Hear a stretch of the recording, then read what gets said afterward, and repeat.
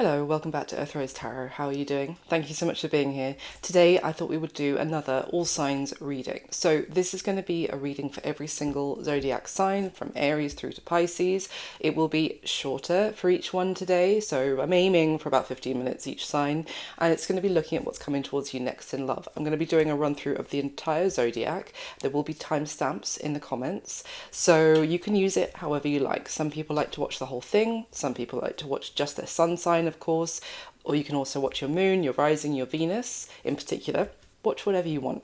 And you might also want to watch the key placements for someone that you have on your mind at the moment.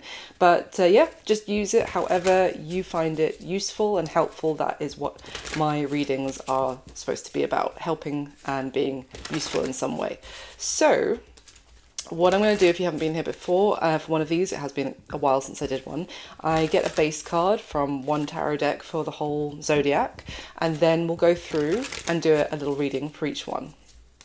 So this is going to be what's coming towards you next in love. As always, my readings are general readings, they're not private or personal ones. So please do take anything that I say that does resonate for you. Anything that doesn't resonate, leave it for somebody else.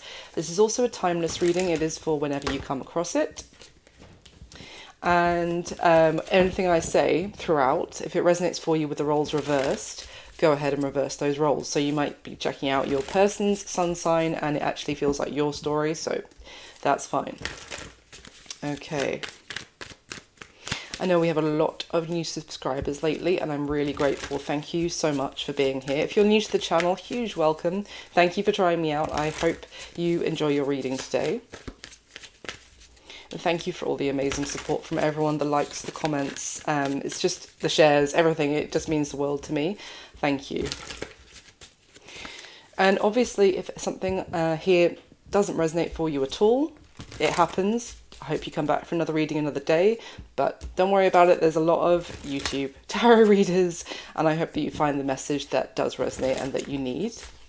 Please bear in mind, if you, for some reason, don't like my style, and that's okay. I'm not going to be for everyone. Nobody in this world is. But just as we say, just scroll on by, you know? This is free service. You're not paying for anything here, and I'm doing it with my personal time, with all the best intentions. So let's leave any trolling. Yeah, that's all I'm going to say.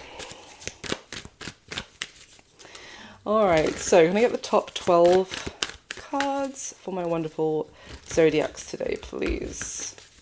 All of my viewers, let's have a card for what is coming towards them next in love. Whoa, okay. The King of Cups just threw itself out of the deck. I haven't finished shuffling, but that is a card of love and feelings and emotional depth, understanding as well, getting in tune with someone's feelings. Alright. Let's go. So, Aries, your base card today is Judgment. Wow, it's a big card to start with. All right, we have Taurus, you have the Five of Wands. Gemini, you have the Nine of Wands. Cancer, you have the Nine of Cups. We have Leo with the Eight of Cups. Virgo, the Knight of Wands. Libra, you have the Wheel of Fortune. Scorpio, the Strength card, that's Leo's Major Arcana. Okay, let me just move my cards a little bit to make space. Sagittarius, you have the Six of Swords.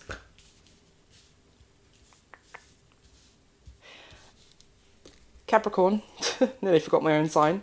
Nine of Swords, oh, Cap. Aquarius, you have the Death card, which is Scorpio's Major Arcana. And Pisces, you have the Queen of Cups. That's your energy, Pisces. It's water energy. We did also see the King of Cups throw itself out of the deck. So that's your base card for today, Pisces. All right, at the bottom of the deck, now here I would call this the overall general energy. So we are all connected, even if we are different sun signs. Everyone is connected, we are a collective. So this is like a overall general energy, which may apply to each of you today for your readings in a slightly different way is normally what happens. So we have the Three of Pentacles. Oh my days. Underneath the Three of Pentacles is the Ten of Swords, the Four of Cups, the Empress, and the Five of Pentacles.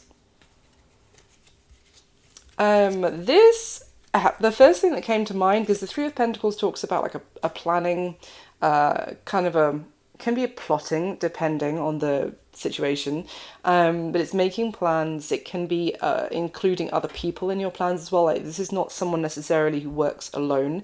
This is someone who's working with some sort of collaborator to have some sort of plan happen. But there either was a plan here to end something, put an end to something, to put somebody off, someone who was interested, to shut someone out in the cold. Let's see, anything else? Oh, yeah. At the other end of the deck, we have the Devil, a Hierophant, and the Temperance. The Temperance can also be called the Angel of the Tarot. So we have the Devil and the Angel here with the Hierophant right between the two. It feels like a battle there of... Well, blimey, hold on. Then we have the Ace of Wands and the Lovers. It feels like a battle here between two forces or two sides, because with this Hierophant card, this talks about graduation. I'm kind of getting someone either graduating to the dark side or to the light. You see on this, there's like these steps and heading towards this portal, this gateway, which the Hierophant card often is associated with commitment, but we commit ourselves to a school where we learn what they want to teach us. We commit ourselves to a job which requires us to be involved or be in a contract for 2 years. There's like walking through a gateway of commitment in one way or another. Obviously, it can be a relationship. It can also be to a religion. It can be to believing in a certain doctrine, a way of thinking, a faith. But it feels like also there are things here that need to be cleansed and purged, maybe from someone's belief system, because there's an element here of it's a contrast between moderation, keeping what is good for us out of any situation, and leaving behind and acknowledging the shadow side of everyone, but also releasing the toxicities that no longer serve us. But there's also someone torn between doing that and being caged maybe by their previous way of doing things. This could be talking also about like leveling up, ascension. You know, is it going to happen, or is someone going to fall back and into their previous trap, a previous, like whatever was keeping them stuck or controlled, or like less than they could be with that Devil energy. But it feels like there was also, I mean, with this, which I was talking about with the planning, whether it was other people planning for someone to reject somebody who was, the Empress is a very beautiful energy of love and abundance, acceptance, growth as well. This Empress is holding a seedling, which she's kind of, her energy is giving life to it to allow it to expand, to be more. It's like caring for a seed that turns into an oak tree kind of thing. But it's almost like there was the dark side here, and however we'll see how it affects everyone, that influence was for that Empress, for the growth to be shut out, for someone to deny themselves development and love. Okay, wow. Just a casual, basic, general energy there. So let's get into everyone's readings, shall we? So Aries. Hi, my lovely Aries. How are you doing? So today, by the way, everybody, I should say this as well before I actually get into it. I just finished the full run through with an individual reading for every single sun sign. So if you haven't checked out yours yet, they're all up in my recent videos. There's playlists for every single sign. So you might want to check out your individual video reading if your reading here doesn't resonate for you today. I'm saying that because I just finished Aries. I went from Pisces to Aries. So hello again, my wonderful Aries. So for you today, we have the Judgment card as your base energy. Now, this is really something, this is what's coming towards you next in love. This is something coming to a head. This can be things that needed to be addressed for some time they're finally being laid out and being addressed. There are things which someone may have tried to avoid dealing with, either from your side or somebody else's side here. But it's kind of like what I'm getting from this Judgment card is I kind of knew what I was doing and I just hoped that I could get away with it. And now I'm facing the reality, I'm facing the repercussions, because you see how this Valkyrie and this Judgment card is coming through with that sword of truth. It's also kind of like the judgment is being passed, and there's one person here with their head in their hands. There's someone asking kind of for mercy for that person as well on their behalf, like, oh, they made a mistake, but, you know, give them another chance, please reconsider your judgment, etc. With the fire sign column today, you have the Judgment, the Eight of Cups, and the Six of Swords. So it feels let me show you the other two cards. So it feels also like there could be someone moving away here because of, you know, that judgment call has been made, and as a result, someone is detaching and leaving someone in their rearview mirror. Let's get some more, shall we? So what is coming towards Aries next in love, please? Now, it could be you passing the judgment, Aries, or obviously it could be somebody else. What's coming towards Aries next in love, please?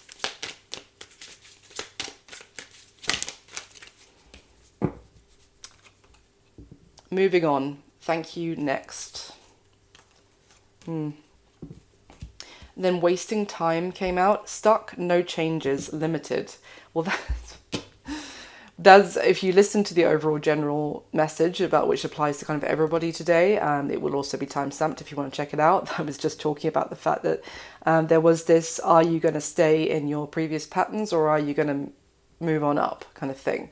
And at the bottom of the deck when those came out was ego, hurt ego getting in the way of relationship, etc. So there could be an element of pride that was blocking someone. Maybe it could be an element of not apologizing or not acknowledging when they've made a mistake or done something wrong. Anything else from this deck? Scarcity tactics, and then at the bottom of the deck is broke, ASS. So, it could have been someone in this situation, Aries, who was trying to also keep the situation stuck, or themselves, or you, by kind of putting the fear into you about that either they didn't have enough money or abundance. You know, something couldn't be done because that would lead to ruin. It's like a lack mentality, but it's also trying to impress a lack mentality onto you. So tell me more about this judgment. How is Aries going to be feeling?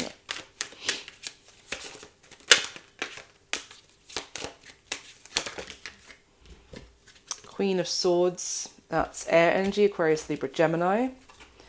That's also quite final. It's having a boundary, it's having drawn a line in the sand.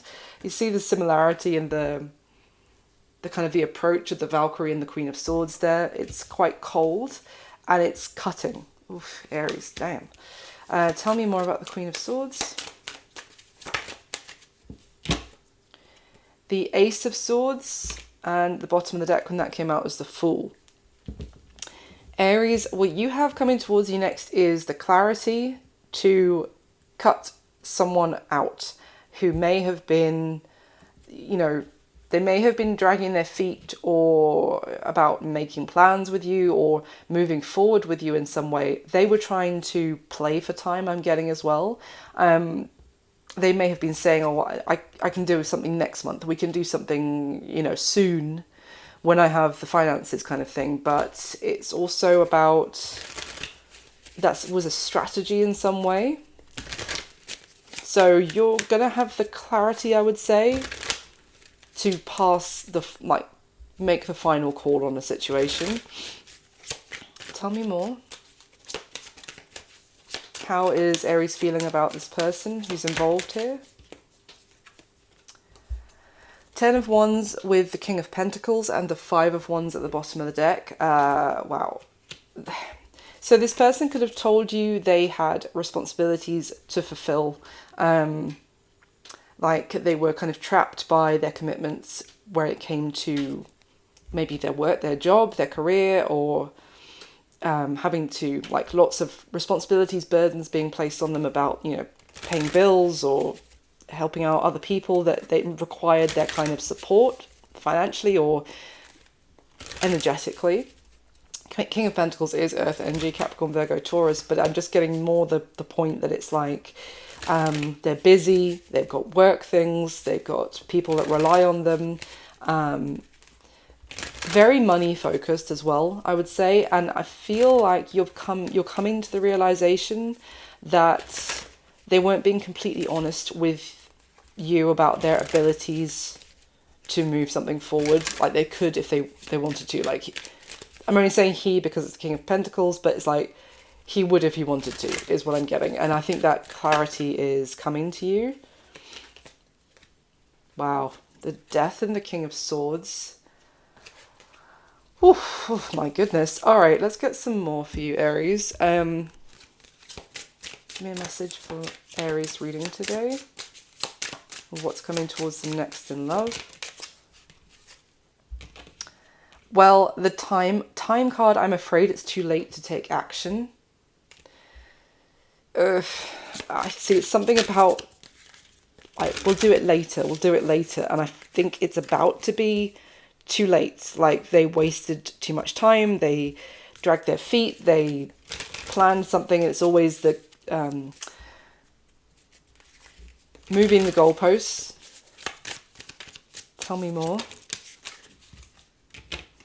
Disagreements. Well, the Five of Wands can talk about arguments, conflict. Why were they...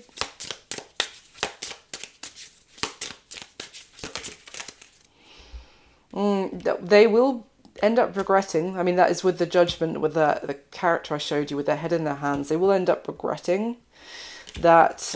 I mean, why did they do this? Why were they dragging their feet, really? Let's find out. Tell me more. What was really going on with this person?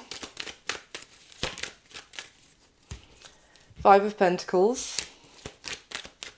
Now that does talk about a challenging financial or security kind of situation. They didn't feel stable. They felt like... This is also like the two of you together being on the struggle bus. But they kind of came through as the King of Pentacles. I don't know if... I wouldn't normally say this about the King of Pentacles, but I don't know if they had the finances, for example. They had the money in the bank, but they refused to dip into it. Or like...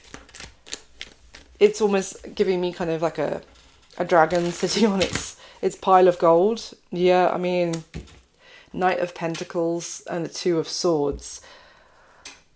Someone refused here. Well, this person, Aries, refused to make a choice about, like, are we doing this or not? They might have kept coming up with excuses as to, like, well, I can't do it this month because of this, etc.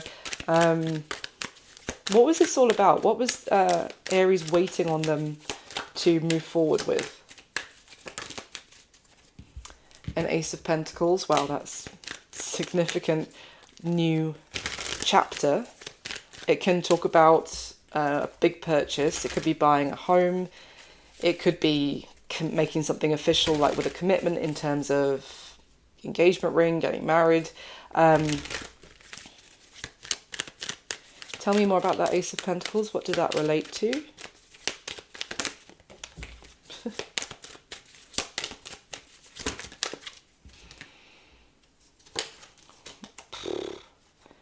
Well, the Judgment card has come out again. That is your base card. Nine of Wands and the Six of Wands.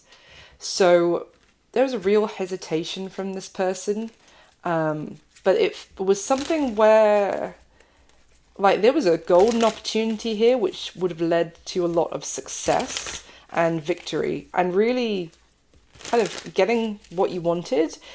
Now, it could also be it was what you wanted, Aries. Like, it was about getting what you wanted, whatever that was. Getting, you know, someone saying okay. It's kind of like getting an agreement. How can I put it? Like being approved for something. Ah, that's what it is. It's almost like applying for something, like a loan, for example, to do something. I mean, that's going to be different from what it is for each of you, but whether it's getting approved for, you know, a mortgage to be able to buy that dream home, getting approved for a loan so you can buy your own, like build your own home or whatever. It's something like that's what I'm getting, Aries, is this was something that this person said the two of you would do together in the future. And then, you know, you get the actual approval, it comes through, and then they are like, oh no, I can't, I don't think we should do it right now. So it's almost like that's the clarity that's coming, because when it was all off in the distance, and it was like, oh yeah, maybe one day when we're able to, when we get approved, oh yeah, I guess. But then you finally do, and it's like, here you go. So, we're going to do it? No. And I think that is going to be the clarity. That's the judgment day moment, because it was easier when it was off in the distance, and it was, oh, maybe one day that will happen kind of thing. It's about to arrive, and they're putting their foot down and maybe saying, oh, I can't possibly, like, you know, that will bankrupt me. I haven't got the money right now to do it. And you're like, this is what we were waiting for. It's finally here. And the reality is that maybe they were never actually prepared to take that leap forward. And I think that unfortunately that's the clarity, that's the judgment call that's you're going to be making to potentially end something significant, because you thought you were planning with this person, but they were never really on board to upgrade their life in some way, the way that the two of you were planning, is basically what I've got for you today, Aries. So I hope it helped for someone out there, or I hope it will help, even if it's confirmation. So please do hit the thumbs up button for me. Subscribe if you'd like to. I'd love to have you. And if it did resonate at all, leave me a comment and let me know. I wish you all my very best. I'll speak to you soon. All right, Taurus, how you doing? So, my lovely Taurus, today for you, your base card is the Five of Wands. It is a challenging energy, I'm not going to lie, but we'll see. Sometimes tricky cards as a base card, it gets into a nice reading, and vice versa. So we'll see what happens here. The Five of Wands, generally, this is what's coming towards you next in love. It does talk about conflict, and, you know, let's be honest here, it's tension, I just got two people kind of wanting different things to go in different directions, and kind of the connection is being stretched. I'm kind of imagining like one person at one end of a rope and the other person at the other, and you're trying to like go to opposite directions. That rope is being pulled very tight and potentially starting to fray. So getting a bit of that, you're working kind of at cross purposes potentially with someone here. It may also be arguments, and I am getting also, there could be stress or someone's anxiety getting the best of them because they are starting to mistrust the other person, as in questioning if they've been looking at other people, you know, or when they're out and about with their friends, are they acting completely trustworthy? Is there some deception going on? Do they have a bit of a wandering eye? I'm kind of getting, there's a mistrust from how this person is behaving when you're not around, and do they have a bit of an impulsive or a passionate kind of impulsivity that might get the best of them, which might be the undoing of a situation here. So yeah, I'm kind of picking up that you and someone, Taurus, are not really connecting as you should or as you need to, like kind of face to face. It's almost like you're both looking in different directions as well, and getting different impressions of the other person, because you're not really looking each other in the eye and connecting fully at this time. So let's get some more. Let's find out what's going on here. So for Taurus, please, what is coming towards them next in love?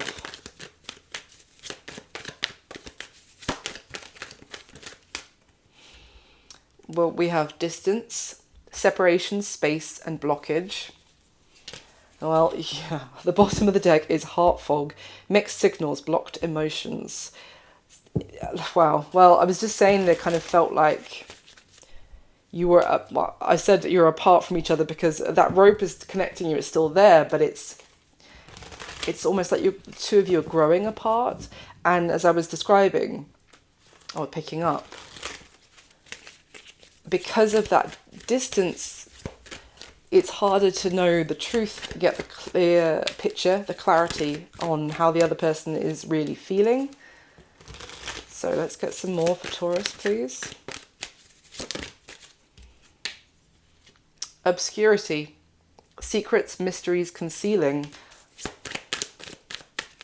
I mean, I think that's the concern. Let's see if there's actually silence. Frozen, no words, stone wall. I mean, if you're not speaking with someone, Taurus, or if this is what's coming towards you next, there's kind of space between the two of you. You're not talking to each other. And as due to that, it's like, what's going on with them? What are they up to?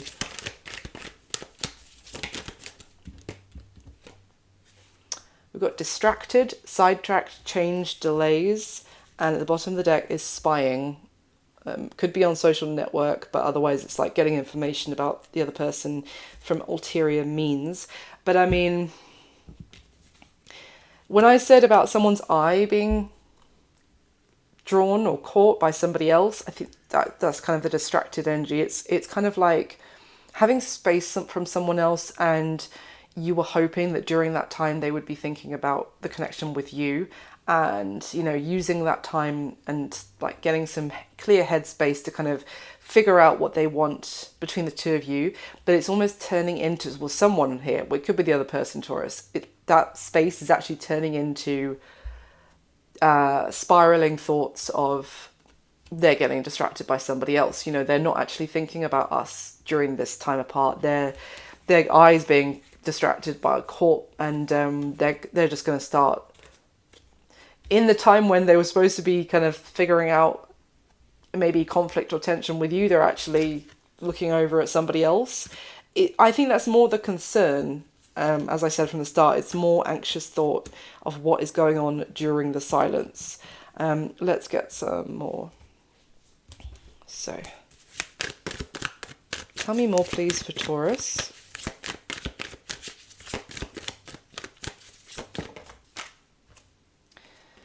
The Nine of Wands.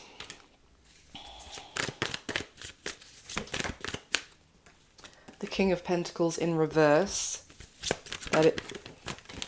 Jeez. The Seven of Swords just threw itself at me, as you probably saw. Eight of Swords is at the bottom of the deck. Oh, gosh. Yeah, there's a lot of overthinking going on here. The King of Pentacles is earth energy. It's Capricorn, Virgo, Taurus. So it could be talking about your counterpart, Taurus, as well. But the King of Pentacles in reverse is someone who has stepped out of, not stepped out on a relationship necessarily, but there's a concern that that's what's happening. Is also, I was going to say, stepped out of their usual role, their usual character traits of loyalty and responsibility and being a committed partner and that kind of thing. It's what I'm getting is someone is acting out of character, and that is really worrying the other person, because it's almost like they might be coming across as they're rebelling against the loyalty they had in the connection.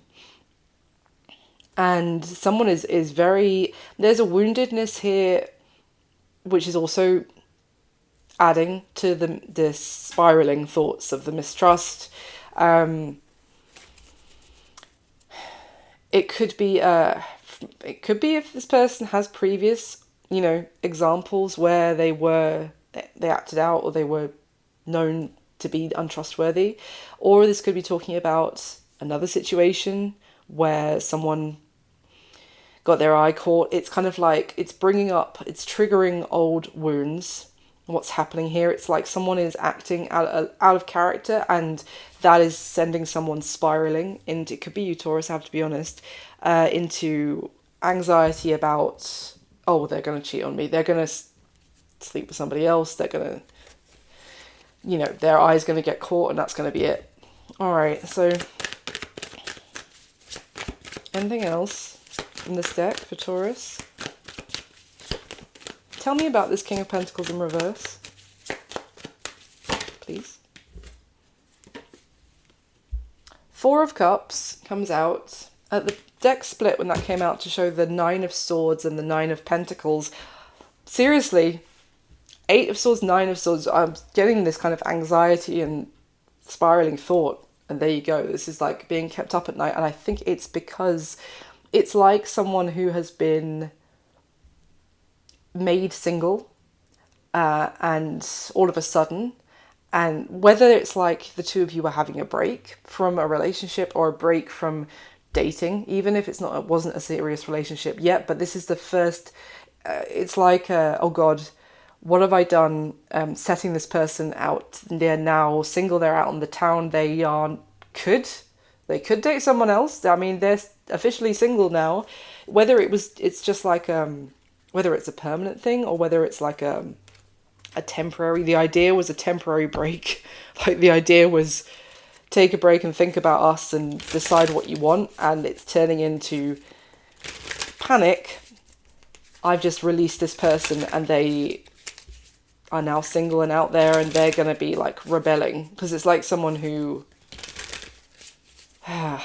yes, I hope you know what I mean. It's like someone who was loyal when they were loyal, and now they've been given the green light. Okay, all right, go be single. And now someone's panicking that they actually requested this break, or that whether they requested it or whether a conflict led to it. Okay, let's get a bit more. What's going on? Oop. What's going on for Taurus, please?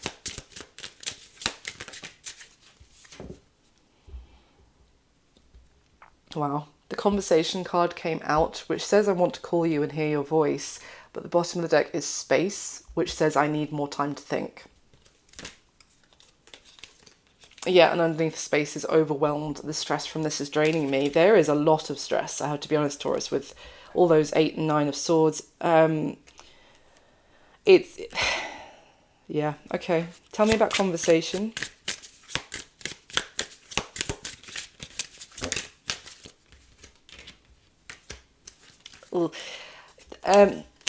No, so what came out was the new chapter card, which can go in one of two ways. Obviously, you think it could be a new chapter between the two of you, but this card does say I'm trying to move on. But at the bottom of the deck is daydreaming. I'm always longing for you. So when I said no to myself, it's because it's more you or whoever's panicking here, Taurus. If it's the other person, obviously apply that. Wants to, like, enough silence. I can't deal with this. I need to speak to you. And it's because they are thinking, they're imagining with the daydreaming card that the other person is moving on. They're going to start something with somebody else, effectively. And it's also a conversation about wanting to have a new chapter again between the two of you, whoever's in that spiraling place. So any advice here for Taurus, please? Any advice for Taurus?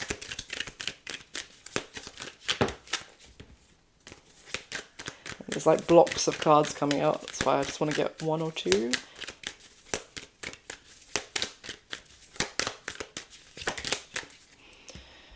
Five of Swords came out sideways.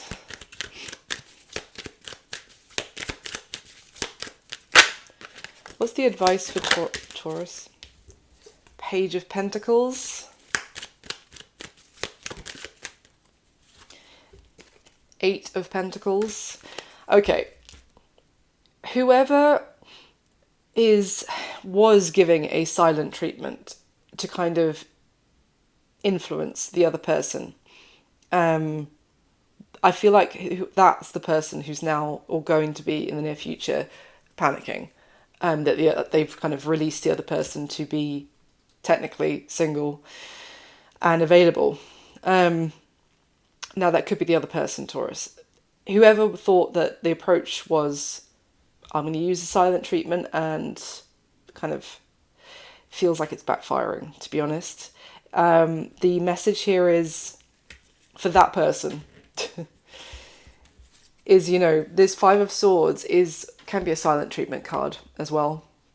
It's someone who is putting their foot down and being like, no, I'm not going to speak to you. Even if you want to work things out with me, I'm not speaking to you. It can be a little bit of like a pettiness it's the Five of Swords. So obviously it is a little bit petty. It's not a high vibing energy card.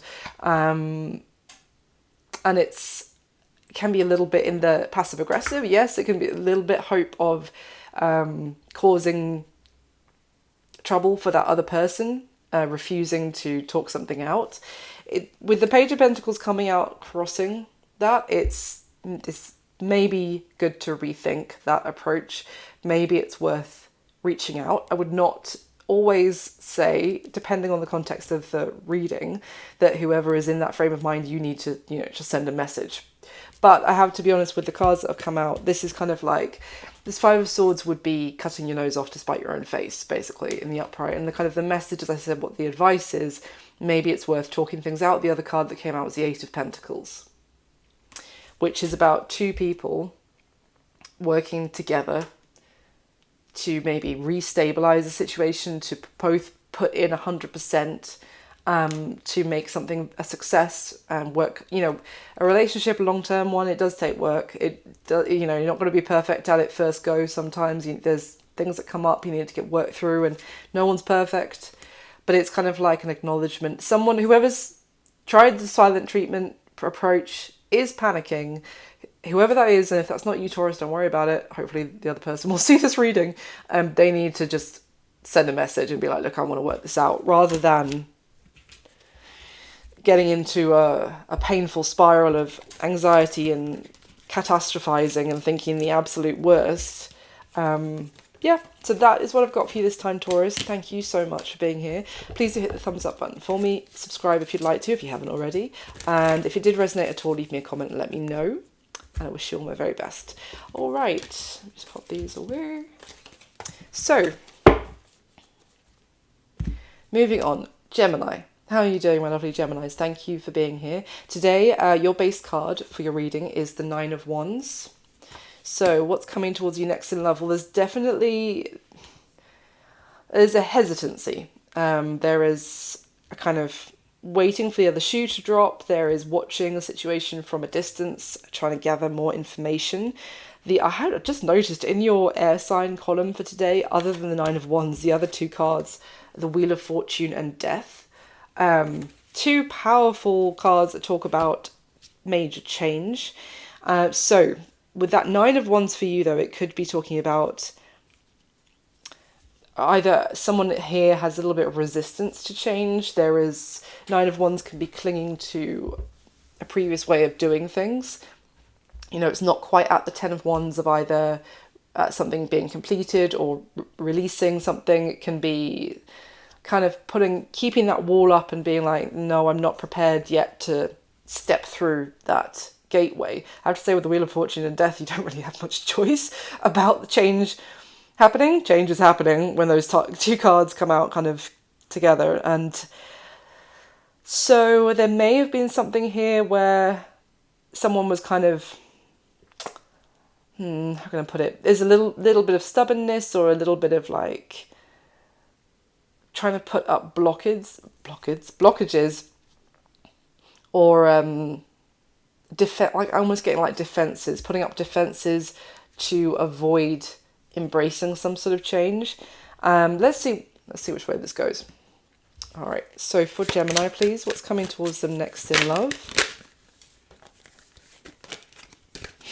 Could be someone has been procrastinating. For Gemini. Oh my God, what the card's doing.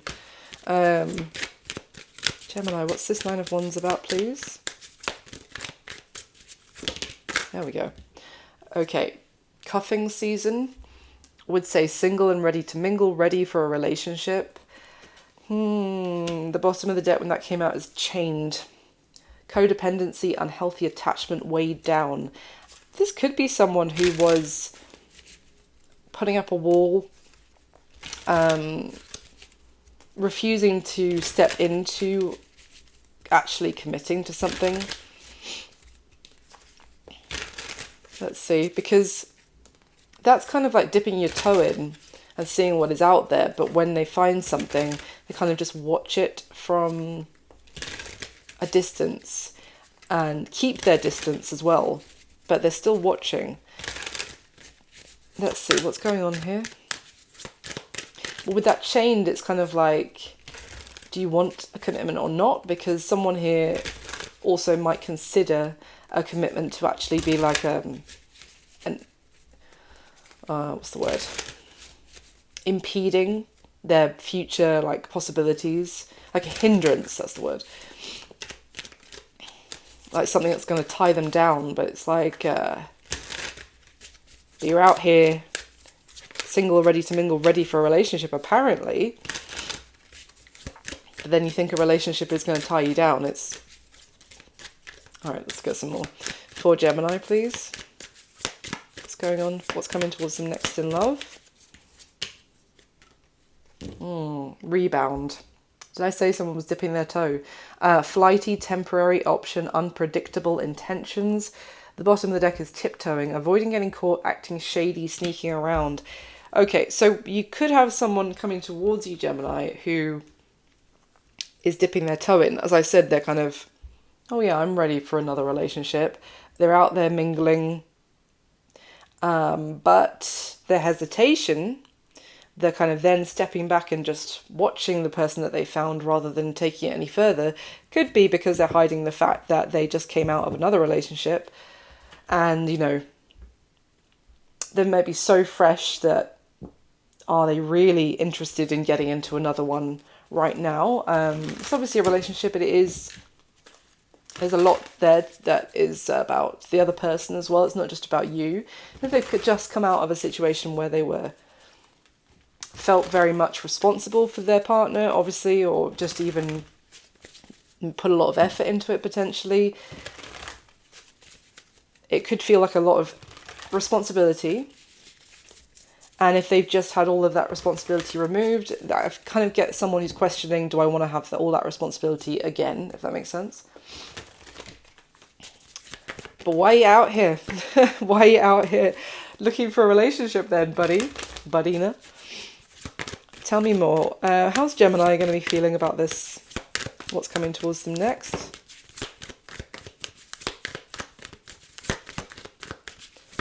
Thank you. So we have the Six of Cups that came out first. It does talk about the past. It can be memories, reminiscing, missing somebody. And then the Three of Wands came out, which is looking towards the future. Funnily enough, you have past and future there. And at the bottom of the deck is the Ace of Pentacles, the Queen of Swords, and the Eight of Swords. Queen of Swords can be you, Gemini. It's air energy. Aquarius, Libra, Gemini.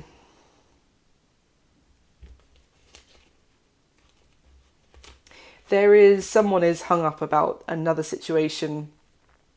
Either the fact of what I was describing, they've just coming out the tail end of one chapter. Do they want to embrace the beginning of a new chapter yet? But if that is not you, if that's the other person, Gemini, then I would say with this Queen of Swords, it's like, are we doing this or not? Because the Queen of Swords is quite straightforward and quite doesn't mess around and doesn't enjoy being messed around. Nobody does, but like the Queen of Swords deals with it more promptly. Underneath the Eight of Swords is the World, and then underneath the World is the Lovers. So it's, I'm going to say, Gemini, you feel like this person isn't being completely honest with you because of the way they're approaching you or handling the situation, or kind of how the momentum of the situation is going. You're going to feel like, look, just cut the BS, frankly. It's almost like there's a This person, if this is the other person coming towards you here in the near future, Gemini, they are half in the past, half in the future, and you want a straight answer about whether it's going to be the future or not. So tell me more. Tell me about the person, how they're feeling.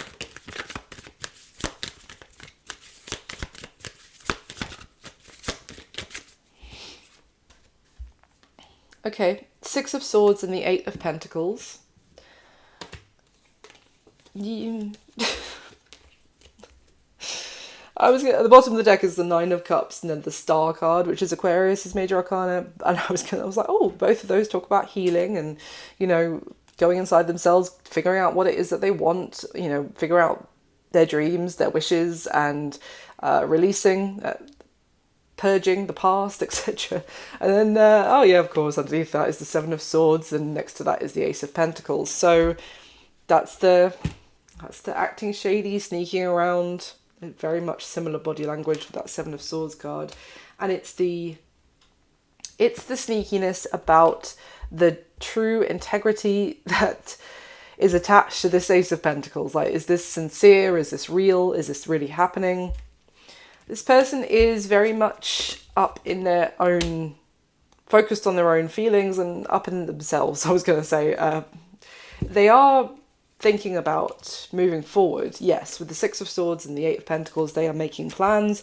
They are getting their life in order. They might be very focused on their job, their career, or even just, you know, rebalancing their books, rebalancing their finances, so that they can, I mean, the Six of Swords is about moving on, like having the back turned to the past and things that were difficult. But this person is very much, it's all about them. With that Nine of Cups, that's like, they're not really necessarily considering your feelings. They're just thinking about what feels good for them.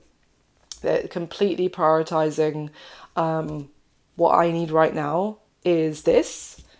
And that might not fly with Gemini, so I'm not going to be completely honest about the fact that there might not be more to it than that, but this is all I need right now. It's kind of like a booster. It's up to you, obviously, how you feel about that. I mean, some of you might be like, okay, it's fine. Doesn't have to be a long-term relationship, it just is what it is kind of thing. We'll just enjoy it whilst we enjoy it.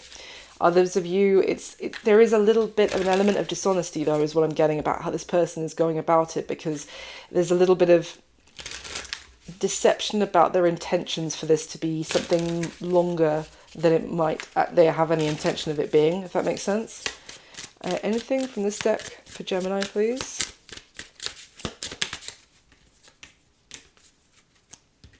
The Values card came out, which says we have too many differences.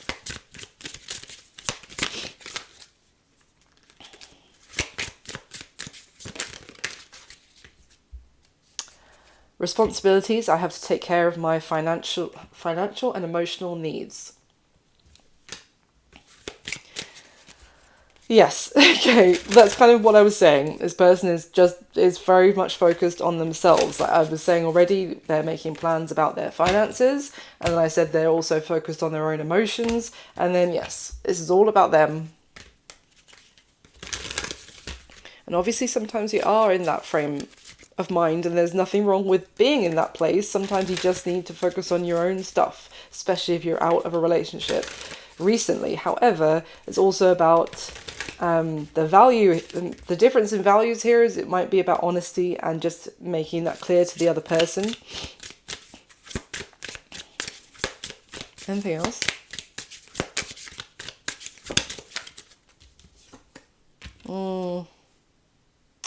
The Regret card came out, which says, I wish this never happened, and Chemistry is at the bottom of the deck. I've never felt a passion this intense. So there's definitely sparks flying between you and this person.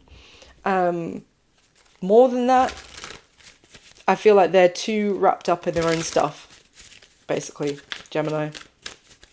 And they're not being completely honest with you about it, so it's a bit of a heads up. Anything else for Gemini? Any advice? Any advice for Gemini? What's coming towards them next?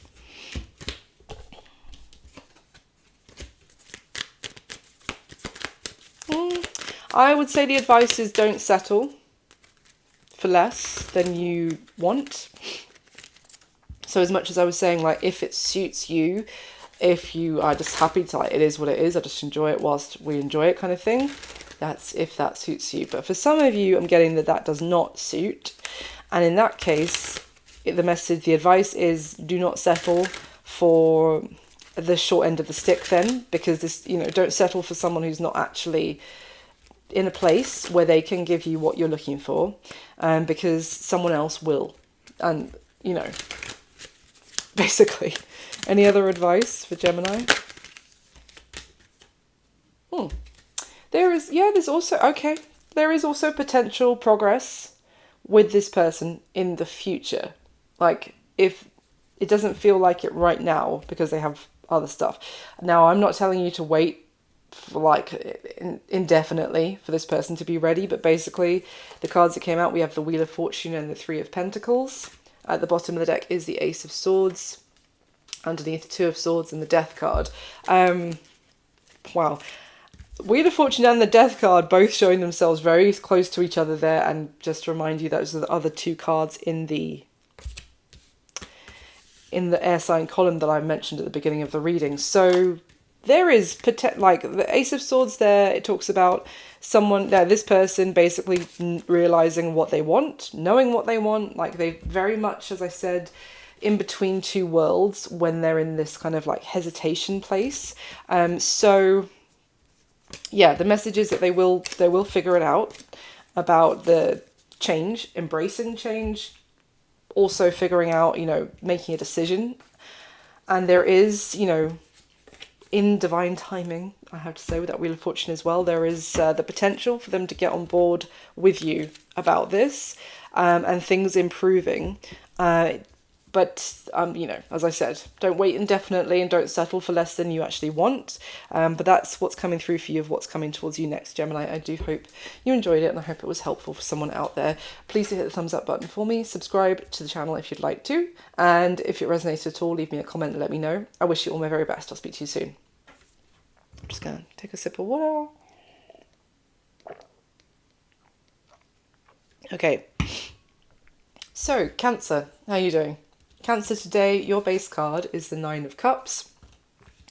So, this is what's coming towards you next in love. The Nine of Cups, I would suggest, talks about enjoying yourself, having what you want, like being surrounded by your preferred creature comforts, by your preferred friends, you know, making the most of life, having fun. There is a little bit of a single energy there, I would say, because it's kind of more not necessarily having fun with somebody, you know, not a romantic partner. It's more just being content, satisfied. This is like someone, I just got in through my head, it would be like you just went on a Sunday for an awesome, like, roast. I don't think the Sunday roast is so much of a concept in the US, but it's a big thing in the UK. You go for like a lovely long countryside walk, you have a lovely pub roast lunch, you know, you're all full of the best food and nice beer or a glass of wine or whatever, and then you like settle down for some board games with your friends, and it's you know, it's just you feel content and fulfilled in every way, and it's like very wholesome, happy. You know, you go to bed full and rested, and also like you've been laughing with your friends and everything. Just that's what I'm getting basically. So it's actually a really nice energy coming off of that for you, Cancer. Let's get some more.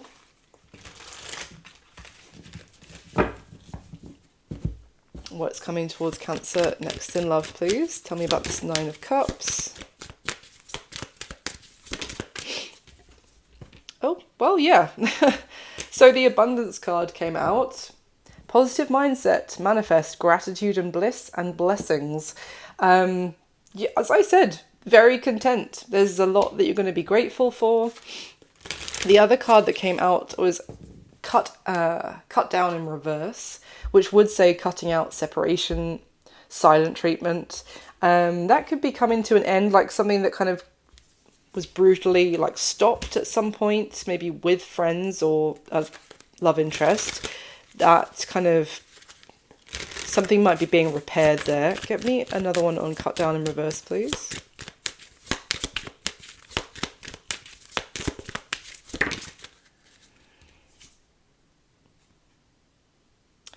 Okay, so shock came out in reverse. Sudden change, shocking news, surprise, transformation.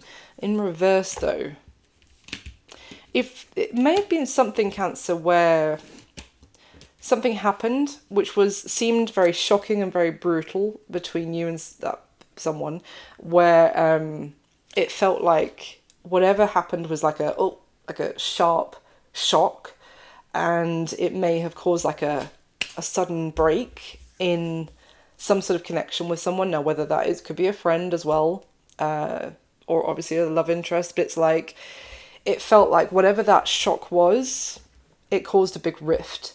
It feels like that rift is being mended in some way, and whatever came out, it's not going to be as sharp, the impact that you thought it might have been.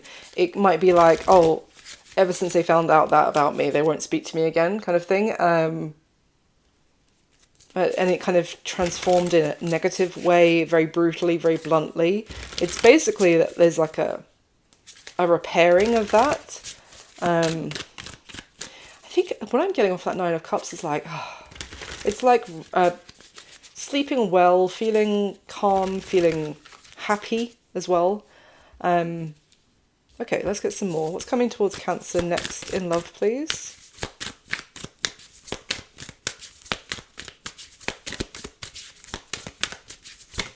Thank you. Judgment. Oh, okay. So it landed on top of one of my other decks that I have on the table here. I just turned the card over and it's the Six of Swords. So I'm going to take that. Basically, there's a moment of something coming up here and it's actually really nice. It's talking about feeling accepted by somebody. You know, like what came out, and I don't know why I said it, was they found out something about you and that you felt like they cut you off as a result. What is coming towards you next is a sigh of relief in a way, and actually feeling validated, Cancer, and feeling there's a relief definitely, but also feeling, I mean, what I'm getting is something that you didn't necessarily need to feel bad about, that they found out about you or something like that, but you did feel bad, or you thought you should, because of the fact that they stopped talking to you as a result. But it's like, actually, this Judgment is, after review, there is actually a way forward. We can work through this with that Six of Swords card. There is acceptance of whatever I mean, it was like someone might have reacted very brutally or bluntly in the moment because it was just a surprise, or they weren't expecting it. You know, sometimes if we catch someone off guard, they can react differently than if they were kind of prepared more gently for the information. I don't know. It's kind of like, oh, wow. And, sometimes you just react like out of shock differently. And with time, it's like, okay, maybe this is not such a problem. It's not such a big deal, is what I'm getting for you. And yeah, the other card that's come out from that deck was the Six of Pentacles, and at the bottom of the deck is the Lovers card, which is, underneath the Lovers is the Nine of Cups, which is your base card for today, Cancer. This is really nice, I have to say. This is like 2 sixes there, Six of Swords, Six of Pentacles. It's actually moving past challenge. It's getting some sort of wish fulfillment here. See, there was definitely something that was really like conflict. There's another word trying to come into my head, sorry. I don't know, it'll come back later. Maybe a confrontation or something that was just really awkward, I'm getting, or like tense. And it just felt like, oh, are we not going to talk anymore then? Is that it? Because underneath the Lovers, Nine of Cups is the Five of Wands, the Ten of Cups, and the Tower. It's like one thing happened that threw something off track, and it felt like, oh, that's it. Like, that's just killed it, stone dead kind of thing. So what's coming towards you next is understanding, I would say, solutions, seeing the other person's side of things in a way that allows the two of you to move forward. There's a generosity of like giving and receiving on both sides.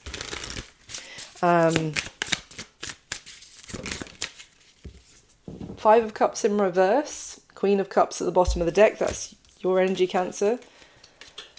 Wow. All right, let's go. This is really nice. Any messages for Cancer, please? About what's coming towards them next in love. Stop it.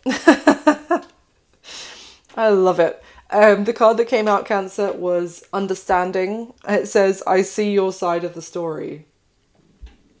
At the bottom of the deck is Conversation. I want to call you and hear your voice. Oh, so nice. Because it's almost like you may have been left feeling misunderstood, misrepresented in some way, or just like not accepted by the other person because of something that came out. Yeah. Gossip. Now, it's not about what it actually says on the card here in this context. When that came out, the deck split to show reveal and escape. Reveal would be, I want to tell you the truth, and escape says, I left when things got hard. But I think if you want to watch the overall energy, it'll be time-stamped. So I think this is more about, there was a shock here because like this person found out something about you potentially, or they got told something had happened with you, or, you know, through a third party or through other people. And because of the way that they explained it, they getting that from gossip from other parties, they revealed something about you that maybe you hadn't had a chance to explain like fully. So they gave them the very limited perspective, explanation, version of events or whatever. And that felt like a shock. It felt maybe like you hadn't been completely honest with them for some of them, or like, oh, well, if that's the case about Cancer, then it's just not going to work out kind of thing. And they kind of, rather than having a difficult conversation, or maybe there was an element of it that was a bit tricky to deal with, they just bolted. But basically that person, there's going to be resolution with that person. I feel like actually, because from them reacting like that, I think you were very upset. I keep getting that like, you may have felt torn, like I shouldn't feel bad about this about myself, but I am really sad that they've reacted like this, or this is how things have gone. And it may have made you question yourself, like, should I feel bad about that, about me, or something like this? But it's going to feel really good because they're actually, literally what I said. And then the Oracle card with the same words come out of, yeah, they are understanding. They see your side of things. They see that there's a way to, the two of you can work this out and move forward. So that's what's coming towards you next, Cancer. I'm going to stop there because that is a lovely, lovely message. And I'm really happy for you. So that is what I've got for you this time, Cancer. Please do hit the thumbs up button for me. Subscribe to the channel. And if it resonated, leave me a comment and let me know. I wish you all my very best. I'll speak to you soon. All right, so next up we have Leo. Hello, my gorgeous Leo. So today your base card for your reading is the Eight of Cups. So this is what's coming towards you next in love. This could be obviously you in this energy or somebody else. But basically we have someone here who feels withdrawn, lonely, potentially, kind of abandoned a little bit as well, I would say here. Like, also, this is someone who separated themselves from other people and now they feel lonely. So there is an element here of responsibility attached on this Eight of Cups card, because this is someone who kind of, they wanted to be alone. They wanted to push people away. They didn't want to be emotionally connected. They distanced themselves, and now they are in that distance, in that lonely place, and now they feel lonely.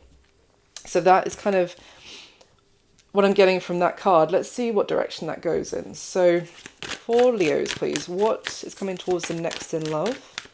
Why this Eight of Cups? Mistakes, misunderstood, victim, lost soul. Well, it's kind of what I was getting. This is like someone who pushes other people away and then they feel like the victim, that people aren't close to them. we'll see. I mean, sometimes it's something we all need to learn about ourselves. Sometimes we do it to ourselves, is kind of what I'm getting. But, or it could be that they truly feel like they made a mistake by doing what I just described. But let's get some more for Leo, please. What's coming towards them? Because the other two cards I have to say when I'm looking down at the fire sign column for today is Judgment and Six of Swords. So from the behavior I just described, cutting themselves off, pushing other people away, I want to be alone. The judgment here is that other people were like, okay, you be on your own then. I'll leave you alone. Six of Swords, moving off. And now we have the weight of judgment. Judgment can talk about consequences of our own actions. You know, can talk about facing the responsibility, facing the consequences. So yeah, that's what I'm getting. Tell me more, please, for Leo. What's coming towards them next in love?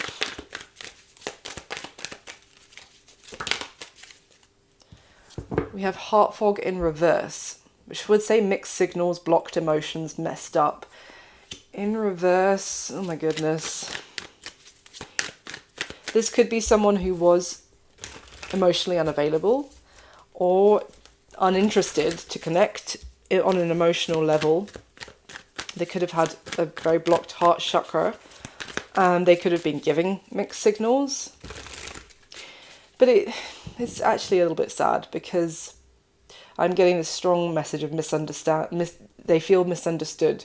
But they're giving these mixed signals which make people be like, okay, you're not interested.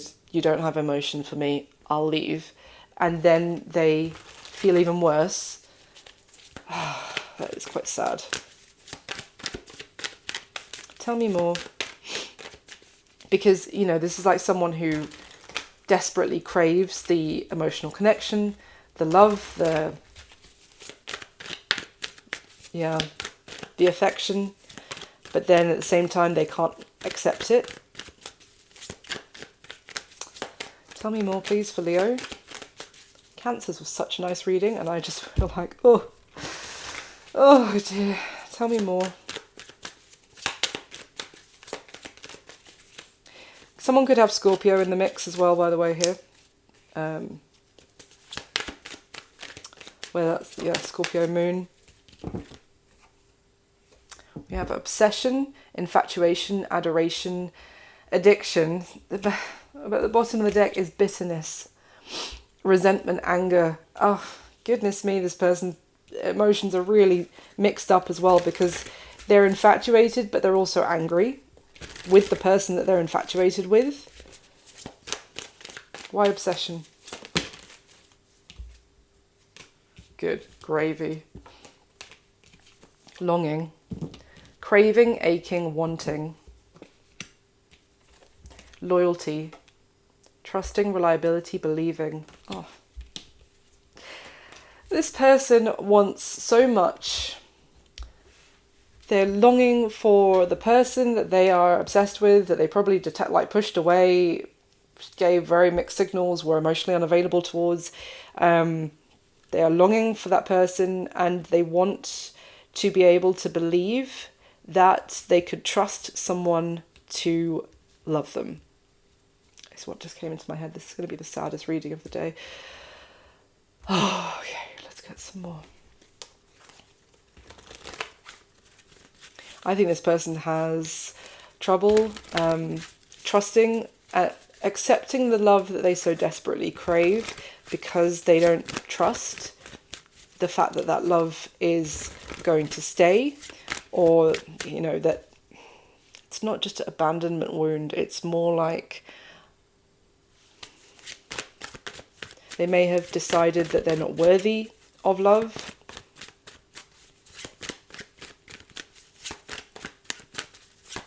Tell me more. Oh my goodness. Oh, what's going on here for Leo? What's coming towards them next in love? So that feels like either that is how someone here is going to be, you know, the energy they're going to be in going forward in the near future, Leo. But let's see, what does that mean in terms of what's going to be happening for Leo, please? Six of Pentacles in reverse. Two of Pentacles at the bottom of the deck with the Three of Cups. So there's whoever is now feeling like they are misunderstood, they're also lonely. They weren't investing fully just in one person. This is definitely an element of a little bit for you, a little bit for you, and like I'm going to juggle several people at the same time, rather than truly connect with one person. It's all kind of keeping it light, keeping it superficial. Tell me more.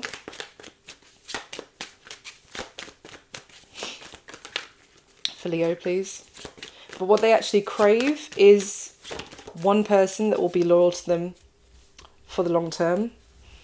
The loyalty card shows this sweet, I think it's a golden retriever, beautiful dog with that like loving, loyal eyes, like looking up. The thing is about dogs, they love unconditionally.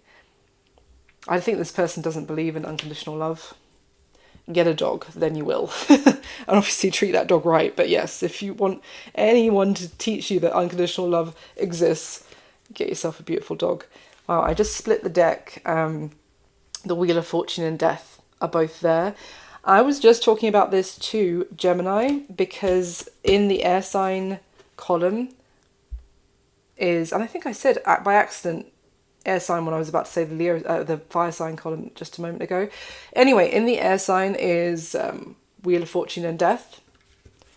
So, and I said to Gemini, those two cards coming out near each other or connected in some way is the strongest possible indicator that massive change is coming. Like, and it's like, this isn't change you can decide on. It's happening, whether you like this or not.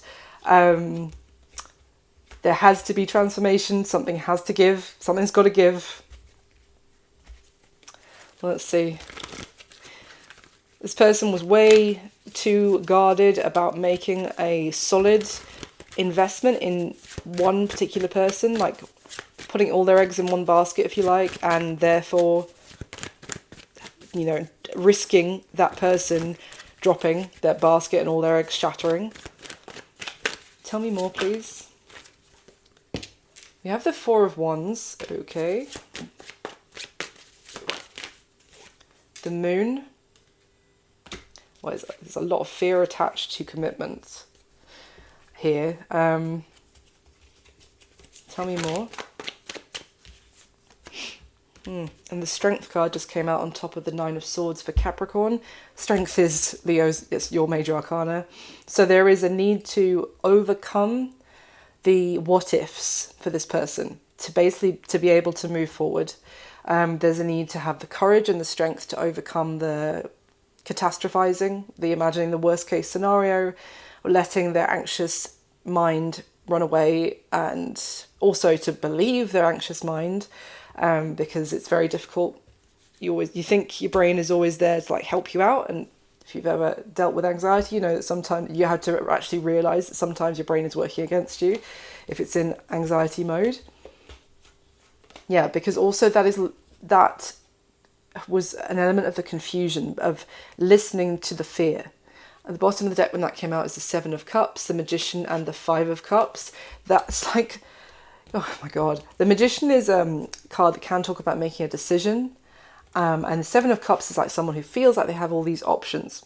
But this is, I mean, it actually is relating to the story of Aladdin, because it's about choosing the real gold lamp, the true, choose wisely.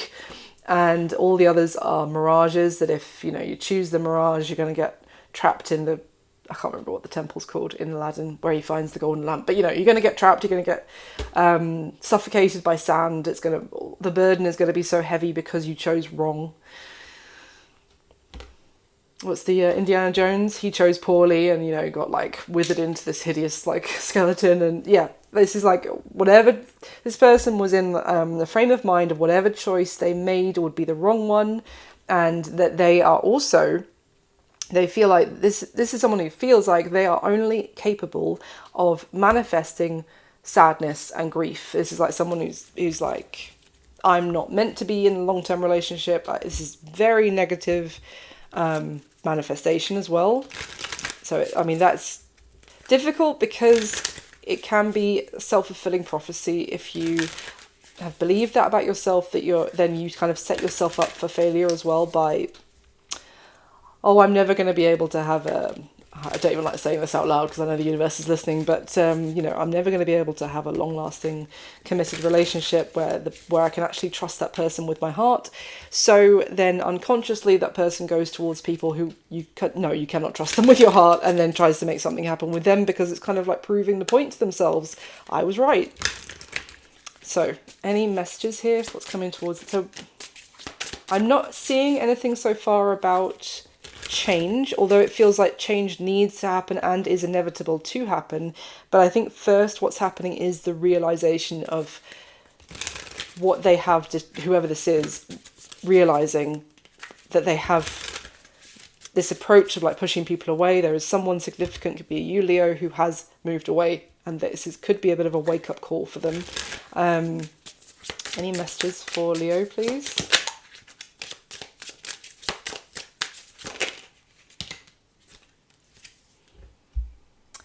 Detachment. I had to let this go so I could clear my mind. I think I used that word about someone detached and now they feel like the other person is actually gone from the start. Dishonesty came out. By lying, I ripped us apart. And then this makes sense because the values card came out. We have too many differences. I think that's the lie they told themselves, basically. This person pushed you away, Leo, to be alone, to detach. Like, I don't need this. Leo is not the one for me anyway. We're too different to each other. Because it was a self-protective mechanism. You know who they are. Someone in this energy, you know who they are going to think, oh, I'm this person, we have the same values, is somebody who they cannot trust their heart with because of what I've just described, of that like self-fulfilling prophecy. But it's they're manifesting from fear and pain and from a feeling unworthy for real love. Okay, basically that is what I've got for you this time, Leo, because otherwise it's going to turn into a half an hour reading just for you. So I think, as I said, it's not necessarily action, it's realization for somebody here, whether it's you, Leo, obviously, or I would hope somebody else, but you never know. So I hope it helped for somebody out there. Please do hit the thumbs up button for me, subscribe to the channel, and if it resonated at all, leave me a comment, let me know. I wish you all my very best. I'll speak to you soon. Okay, so my Virgos, hello my gorgeous Virgos, how are you doing? So today, as your base card for what's coming towards you next in love, you have the Knight of Wands. Okay, what I'm getting straight away is that there is someone who is interested, very attracted and attractive, very passionate about, their life. They've got that joie de vivre, whatever they're excited about, they're really excited about it. They're really into their passions, their hobbies, their interests. They are also someone very, what's the word, like dynamic, yes, but also they set their sights on something and then they go after it.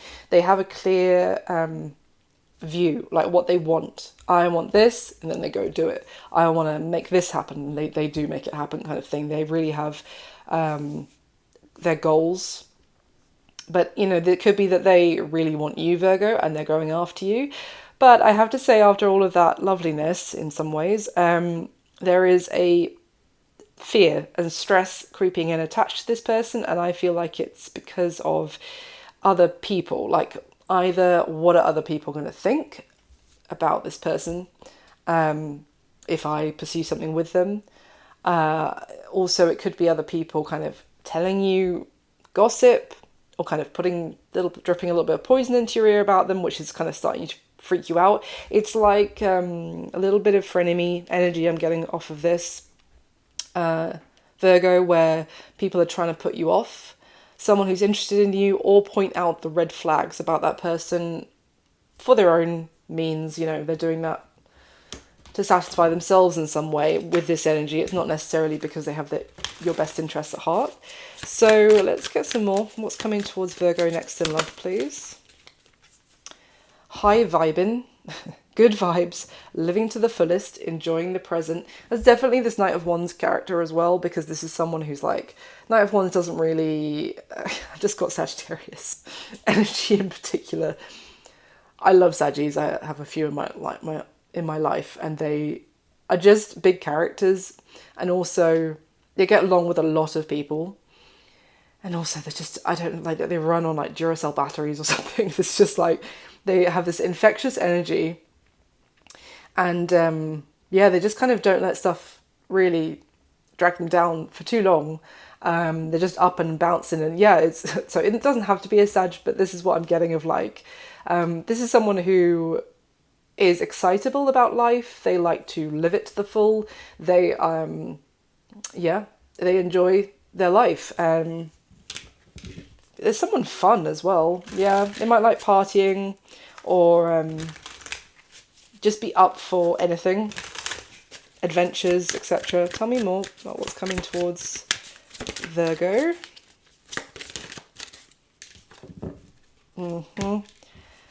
Here you go. You got Lust, which came out, which says, like, obviously it's talking about lust, but there's like greed, inconsiderate, it's a little bit of recklessness, it's, you know, passion, but like not really thinking about tomorrow in that passionate moment. And then what came out is Sippin', and it says nosy, spreading rumours, gossiping.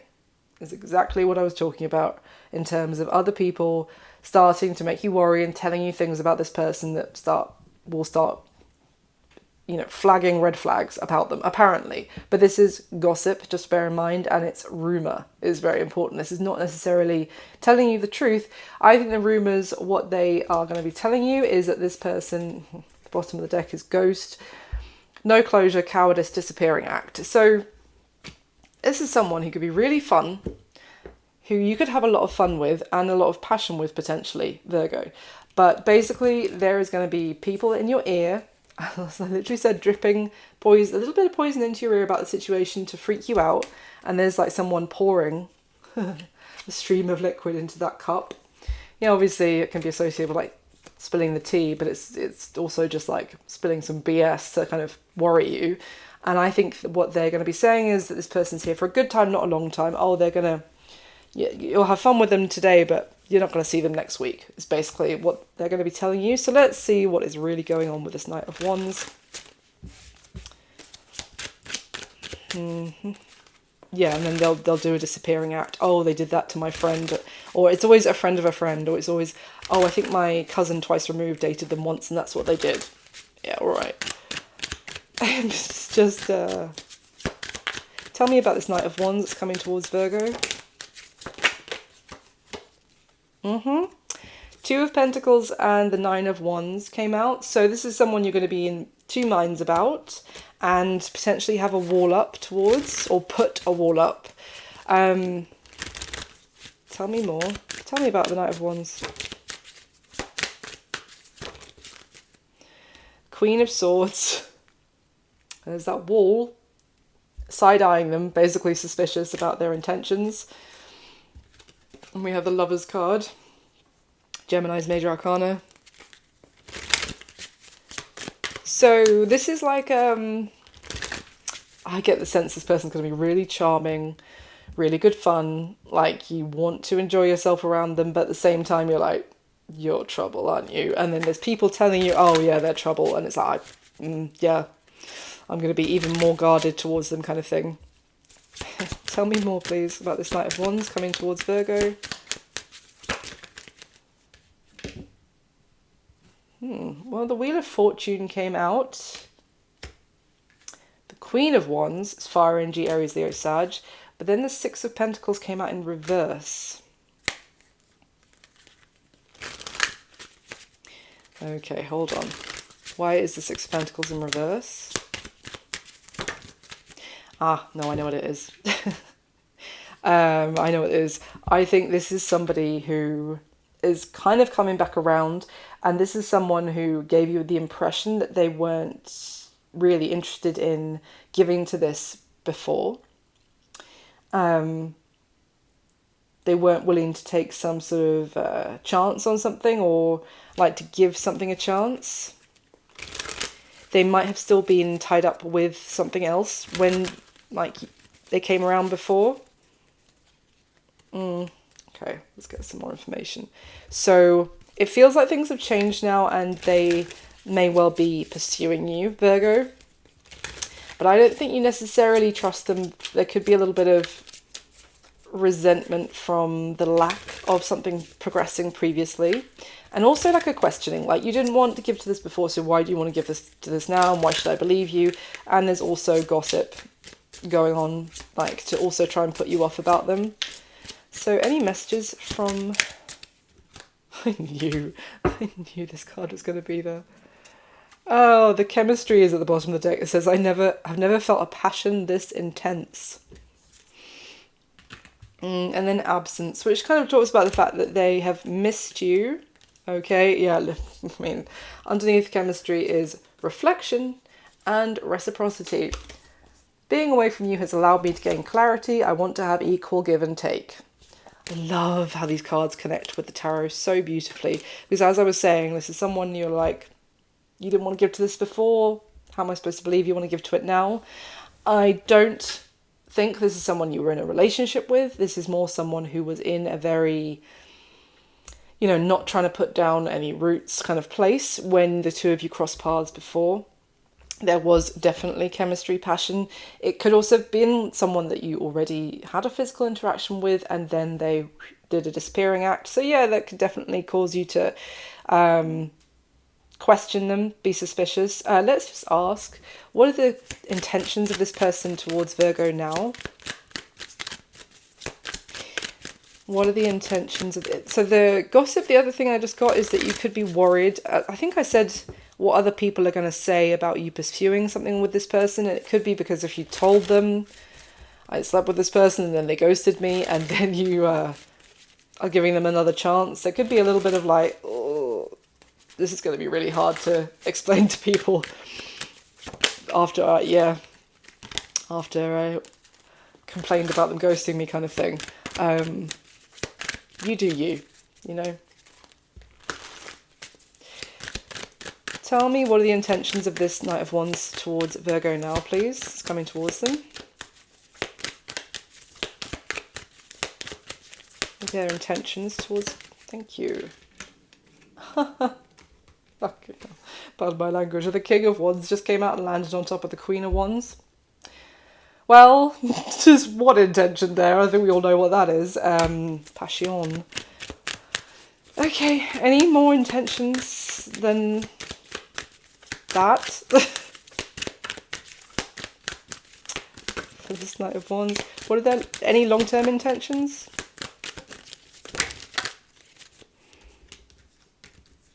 Oh, okay. Well, yeah. Oh, okay. Pretty good, actually. So the Ace of Swords came out with the Five of Swords. The Three of Swords, all connected with the Two of Swords, is at the bottom of the deck. The Wheel of Fortune and the Four of Wands came out.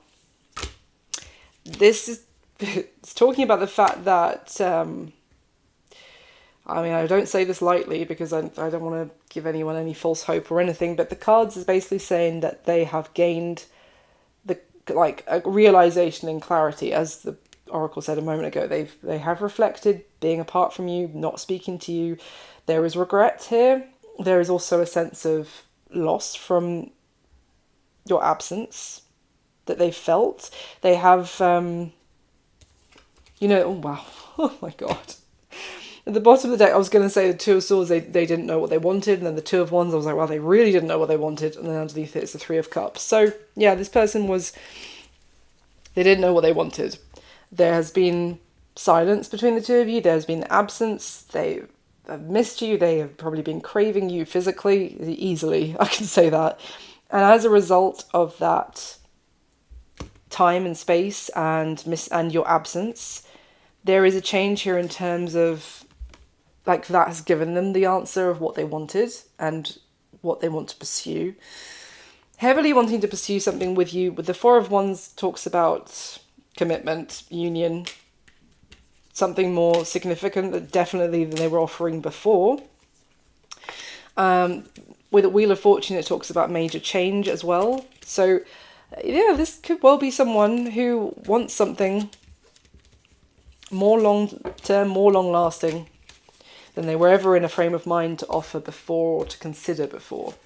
I think the only thing is, as I said, there's going to be concern from you about whether you can trust them, that that's the case, and also concern about what other people are going to be saying because of how it went the first time. But, you know, it's your life, Virgo. So that's what I've got for you this time. Thank you so much for watching. Please do hit the thumbs up button for me. Subscribe if you'd like to. I'd love to have you. And if it left a comment, sorry, it's been an hour and a half of talking. If it resonated, leave me a comment, leave me know, and let me know. Thank you. I'm just gonna have some water.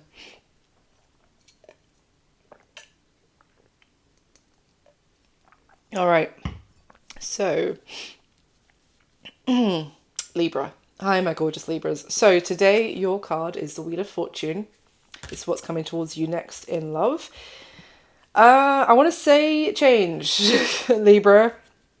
Change that I feel like was coming for some time. This could have been change that you may have been hesitating on or not yet ready to fully embrace in some way, but it's coming. Let's see which direction this goes in, because that could go in a million different ways. But it's kind of like, how can I say? It's time to just go. It's time to just do it. Rip the bandage off. That's what it was floating around in my head. It's time to just rip the bandage off and embrace change. Change can be difficult. I'm a Capricorn. I like things the way they are as much as possible, but yeah, sometimes change can be good. I'm not someone who's going to blow smoke up your ALS and tell you change is always good, because that's just not realistic. But well, it's good not to stagnate, for sure, and change is often necessary to develop and progress. All right. Tell me more. What is coming towards Libra next in love, please? What's this Wheel of Fortune? Okay. For my Libras, we have the Travel card. It just says travel. So this change could be about moving. Could be going on a trip, yes, but this feels like more of a significant change than going on a holiday. Let's see. Okay, what on earth? Hold on.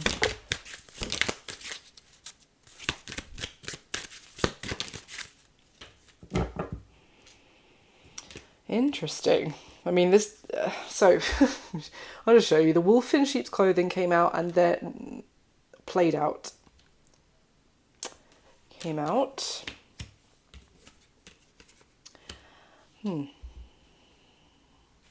marrying for money card came out. And always partying. I'm just thinking. Interesting. Tell me about this wolf in sheep's clothing, please.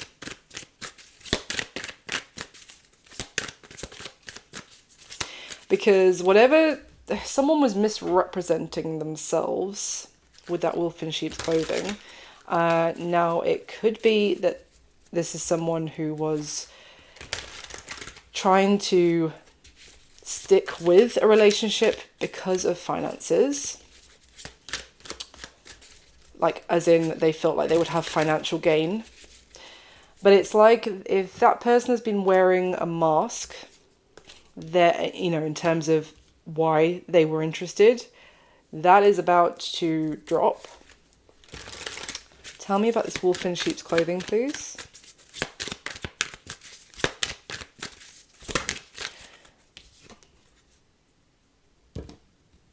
Bad habits came out in reverse. This would say drugs, addictions, and toxicities.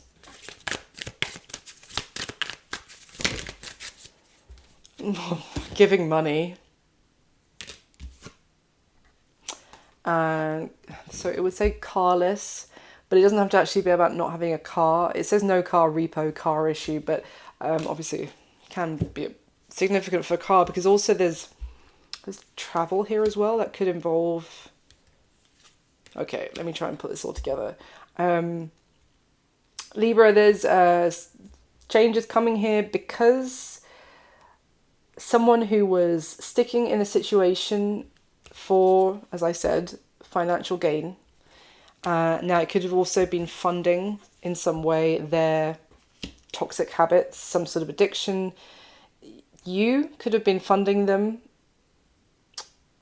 because also you may have thought that that's not why they were sticking, like this is someone who was staying in the relationship apparently because of obviously how much they love you, how much they want to be with you, they want to have a family with you, blah, blah, blah.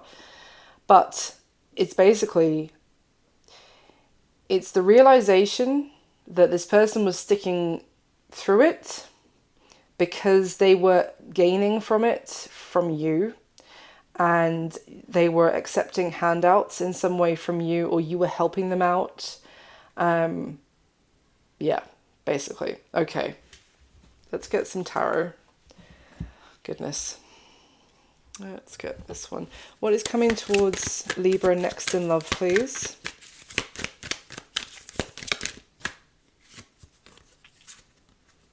Wow. We have the Devil, the Lovers, and the Ace of Pentacles.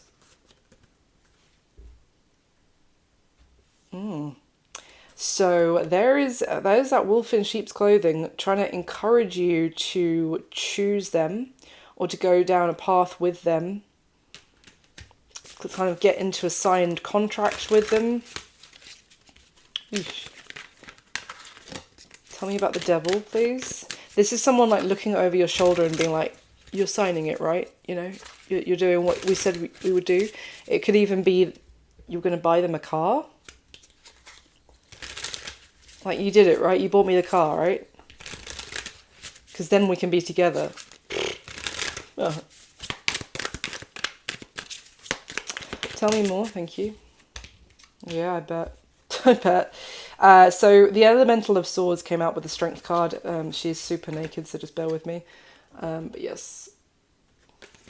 At the bottom of the deck is the Five of Pentacles. Yep, I mean, unfortunately... Yeah, and underneath the Five of Pentacles is the High Priestess and the Eight of Swords. Okay, unfortunately, basically, Libra, it's an uncomfortable truth is you're kind of coming to terms with and having the courage to actually acknowledge an uncomfortable truth.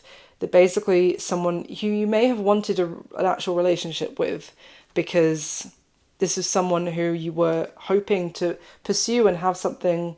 Like, you know, off in the distance is that Ace of Pentacles just waiting for you to come over and pick that up, and it's a golden opportunity. But to be able to reach it, you got to buy me a car first. Like, I mean, Joker. This is like, we could be together if you send me the money for the flight. It doesn't have to be a car. No. This is with the High Priestess and the Eight of Swords underneath. This is, also I see someone in a queue for a bank here. You know you're being used. Your higher self was trying to tell you and trying to get that difficult truth through that this person was using you. And this almost feels like a romance scam, I have to be honest, Libra. This is like someone queuing up to go and pull out their long-term, like, savings, like, you know, lifelong savings basically, and withdrawing it to be able to send to someone who's at a distance from them. But that, you know, with that High Priestess, this is someone tying you into a deal which will trap you. It will, you know, keep you in that contract I was talking about. You know, you signed it, right? You signed it, you sent the money, right? But this is no, this is not good. Yeah, okay, let's get some more. Oh my goodness, what a wolf in sheep's clothing. But I think they're the game that they've been playing is about to, like, they're about to run out of luck with what they've been trying to do.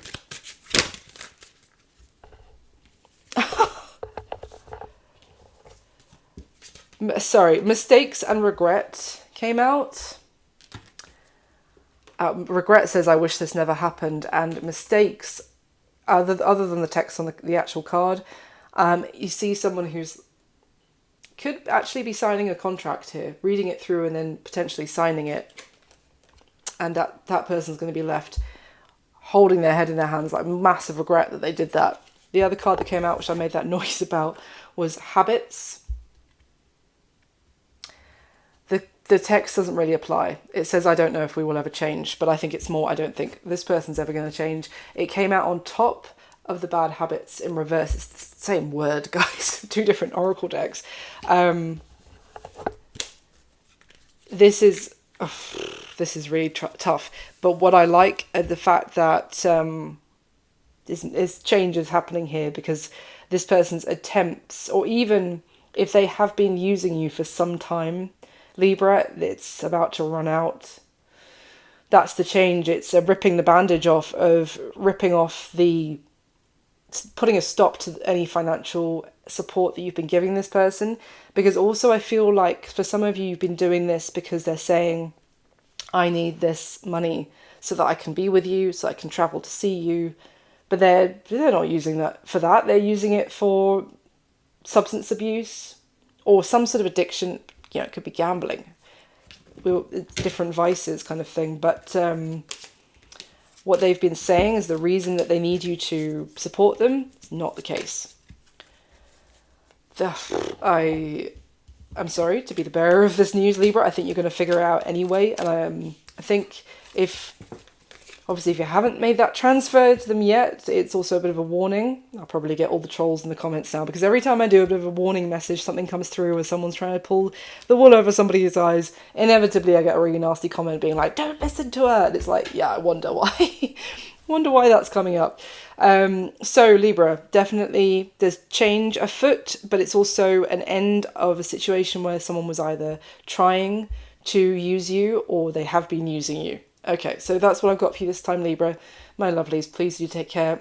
Please hit the thumbs up button if you'd like to. Hit the subscribe button if you'd like to. I'd love to have you. And if it did resonate at all, leave me a comment, let me know. I wish you all my very best. Speak soon. Okay, moving on to my gorgeous Scorpios. Scorpio, today you have the Strength card as your base card for your reading, which is Leo's Major Arcana. So, it's courage. Courage required, Scorpio, of what's coming towards you next. There may also be a need to kind of wear your heart on your sleeve, embrace your feelings, express your feelings. I know my Scorpios are very intense. I have Scorpio Venus myself, so I'm a nightmare.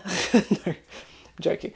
But, you know, there is an intensity to my dear Scorpios. One of my favourite things I read about a Scorpio is that they could absolutely detest you or be completely obsessed, infatuated with you, and you wouldn't know which one it was. But with this Strength card, the reason I'm talking about all of this is because this is wearing your heart. That, like, this character here has a full suit of armour on. The sun and the moon are positioned on each of her shoulders. I think it's a she, doesn't really matter. But that is like light and shadow as well, represented here. There's the conscious, the unconscious, there's the outward. The sun, our sun sign is often what we present outwardly to other people. The moon can be more what we're like when you get to know us, kind of thing, is how I think about it. It's what's under necessarily the surface, and the surface is what a lot of people are going to take as the final perception of somebody. So between the outward shell and the inward, there is also the heart, and there is the depth of you, Scorpio. And you see how she's actually holding her heart outside of her armor. So it's in a vulnerable position, yes, but vulnerability is not weakness. Vulnerability is, I was thinking about this the other day, I think it was walking or something, that just was thinking about it, that we are vulnerable when we're in a position where we could easily be hurt. Doesn't mean you're actually going to be hurt. And the strength, no pun intended, the courage to actually put yourself in that position where you could be emotionally hurt because you're laying yourself bare. There's also so much to gain from having that courage, you know, by taking that risk. There could also be great reward. Obviously you can get hurt as well, naturally, but it can go both ways. So Risk it for a biscuit. Tell me more. What's coming towards my Scorpios next in love, please? Only You. Try not to sing. But the song jumped straight into my head. It says devoted, attached, crave. Tell me more. Love it. It says this is possibilities, free-spirited, adventure, risks. Risk it for a biscuit, as I just said. Intuition is at the bottom of the deck. Heart, song, telepathy, inner knowing. But this is like, obviously there's a risk of telling someone that they are the only person in this world that you want, and how much you adore them, how much you crave them, how much you're devoted to them. There is a risk, naturally, about what their response could be, but there's also something here, Scorpio, or this could be about someone else who wants to tell you this, but there's a knowing for whoever it is who is going to have the courage here to express it, that this is right to do so. It's basically what their heart is telling them. I like it. Tell me more, please, for Scorpio. Okay. Two cards came out together. Longing and heart fog. So longing says craving, aching, wanting. That's craving for a second time. Excuse me. Heart fog says mixed signals, blocked emotions. At the bottom of the deck is clinging, holding on, obsessing, spying. See that whoever, I'm just going to say it's you, Scorpio. If it's the other person, just flip it. You may have been giving someone here like mixed signals, as I was saying. Does Scorpio hate me or does Scorpio adore me? Basically. But the truth coming from your heart song is that this is the only person that you want. You are like, crave them, like deep longing. And I think this is about risk, about telling them. Good grief. Thinking came out. It says craving in the middle. Missing you, craving, desiring. Let's get some more. Craving 3 times. Okay. If this isn't you, then someone is going cuckoo. Desiring you, Scorpio. So tell me more. What is coming towards Scorpio next in love, please? Tell me about this strength card. Tell me more. Okay, the 8 of Pentacles came out, which kind of gives me, again, it's time to take action. This is like working and perfecting, and it's like you're good to go, you can go now kind of thing. Like, how can I put this? Like, let's see. I want to know what that is that's been like working on. And it's because at the bottom of the deck, if I didn't show you when the last Oracle card came out, was the time card, waiting, cycles, moments. But it's like someone's been waiting for the right moment to express this, or they've been working on themselves first. Like, you know, am I ready to express this now? The other card that came out is Judgment. There's that judgment call. It's time. And at the bottom of the deck is the Chariot card. It is time. Underneath the Chariot card is the Knight of Cups. How perfect. It is time for someone to express their great desire and longing and affection. It's time. Tell me about that 8 of Pentacles. What has this person been working on first?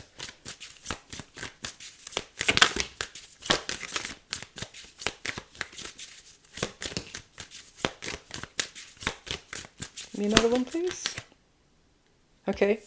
The King of Pentacles came out immediately on top of the 8 of Pentacles. So that is Earth energy. It's Capricorn, Virgo, Taurus. So they could have been working on themselves, their career, their stability, their ability to actually take care of their love partner or to give to a situation. Wow. It's like someone who wanted to have their shiz together before getting involved with somebody else. Apart from that, I have the Ace of Cups and the deck split when the Ace of Cups came out to show the 3 of Pentacles and the Ace of Pentacles. Oh, someone might be struggling over the words. They might be they might be difficult to get the words out. So, it hasn't really closed up, but my throat just got a little bit like just trying. So I get someone like clearing their throat before they express themselves here. Three of Pentacles, two aces here. Ace of Pentacles and Ace of Cups. Underneath the Three of Pentacles is the Knight of Pentacles. So I really get the sense this is someone, could be you, Scorpio, who's really been working very hard on themselves and their life before taking this leap.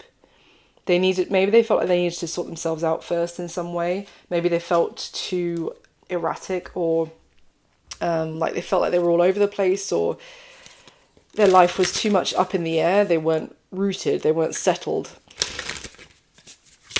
But now it's like, okay, what else am I waiting for? I'm pretty good now. I just need to go ahead and tell them that I love them, kind of thing. Or that they're the only one that I could possibly be with. Tell me more messages for Scorpio, please.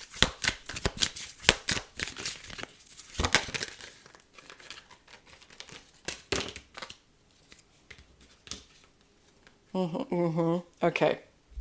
So, the Runner card came out with unfinished business. The Runner says, I don't want to run anymore, and unfinished business says we still have things to resolve and discuss. However, I am also getting that this person had unfinished business to sort out in their own life, and they don't want to, it's not so much running, but they don't want to, what's the word, dismiss their desire for the other person anymore.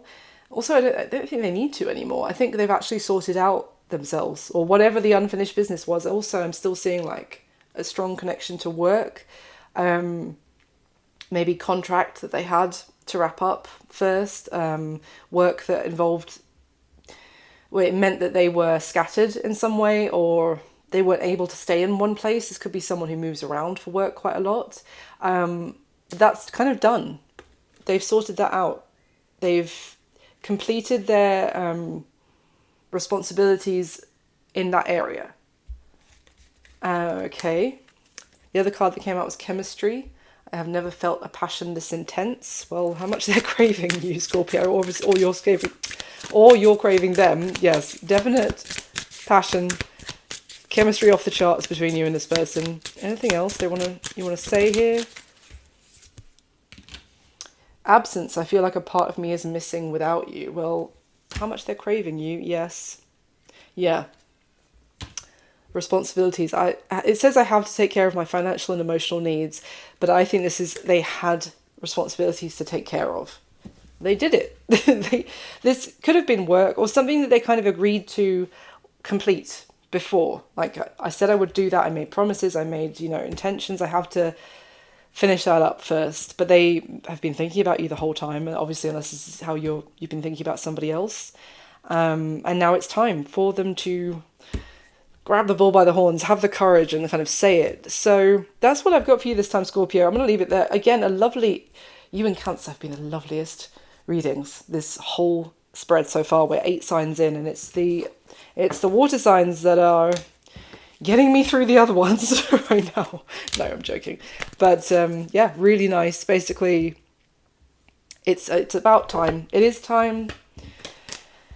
Someone is going to have the cojones here to tell you that they have been aching, physically aching for you in the time that they have been away. So, or obviously you're going to be saying that to somebody else, Scorpio. So that's what I've got for you this time. Please do hit the thumbs up button for me. Subscribe to the channel if you would like to. And if it resonated at all, leave me a comment. Let me know. I wish you all my very best. I'll speak to you soon. Just going to get some water. How are we doing for time? We're all right. Okay. So, Sagittarius, how are you doing, my lovely Saggies? And today, as your base card for your reading, this is what's coming towards you next in love. You have the Six of Swords. All right.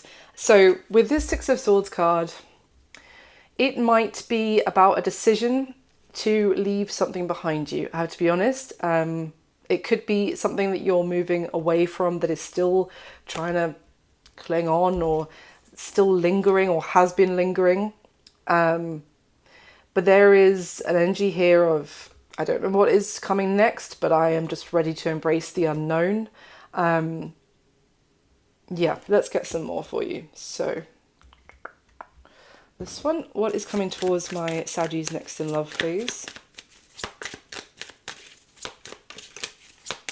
I'm getting a sense from you there's a fear of the unknown. There may have been, you might have stayed emotionally connected to a situation for longer than you necessarily wanted or needed to, because of, you know, a fear that the grass is not necessarily greener elsewhere. You know, emotionally speaking, you might not find the emotional depth and connection with anybody else.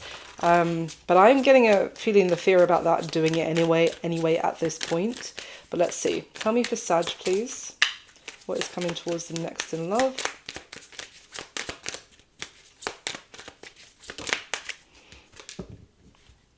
We have teddy bear, interested in you, blooming romance, flirting, wanting to date. However, the reason I made that face about this lovely card is because at the bottom of the deck is addiction, codependent, obsession, restraint, possession, control, emotional block. That's the, if you didn't see me doing that in the video, that's that person trying to keep hold of you. But it doesn't seem like it's a very healthy relationship. Underneath it is cut down, cutting out, separation, stopping the pattern. And underneath that is healing heart, healing heartbreak, healing toxicity or addiction. Okay.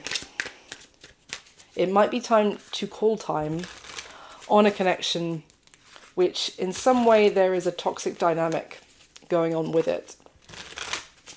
But it has maybe been one that every time you tried to detach before, they would kind of reel you back in or pull you back in.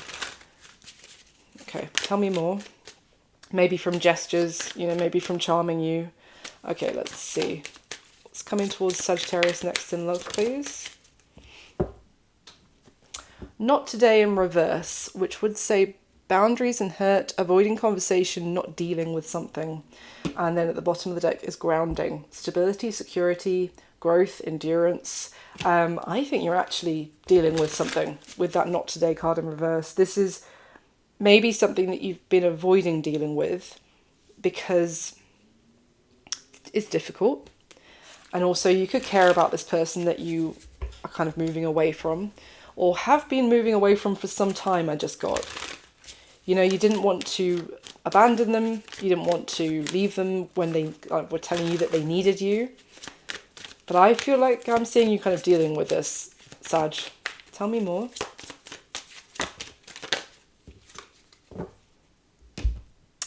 Ship, cutting ties, moving on, progression. At the bottom of the deck is not enough. Lacking confidence, self-sabotage, ego, fear, frustrations. And underneath it is the healing heart card again. Yeah, no, for sure. I mean, look at this, the similarity with the ship and the Six of Swords card. That's your base energy here. It's acknowledging, accepting, dealing with the fact that this situation is in some way it's not emotionally fulfilling, it's not enough. There may also be a toxic dynamic going on here that you may have kind of swept under the rug before because you cared about them and you wanted to stick it out, you wanted to support them in some way. But it's effectively, it's lacking. The person here who you've been dealing with could, I'm getting like sabotage the situation so that, you know, they mess up through self-sabotaging habits. Then they do make some sort of gesture or effort to get you back in, to pull you back in with them. It's like you don't leave them, but then they do it again. So it's like you're making the call here to move on, to progress, because you need more and you don't want to keep repeating the same pattern. All right, let's find out some more. What's coming towards Sagittarius next in love, please?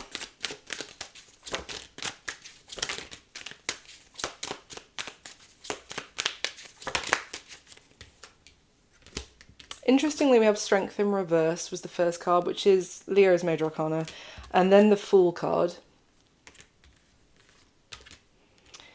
The other two cards came out with the Prince of Wands and the Eight of Pentacles.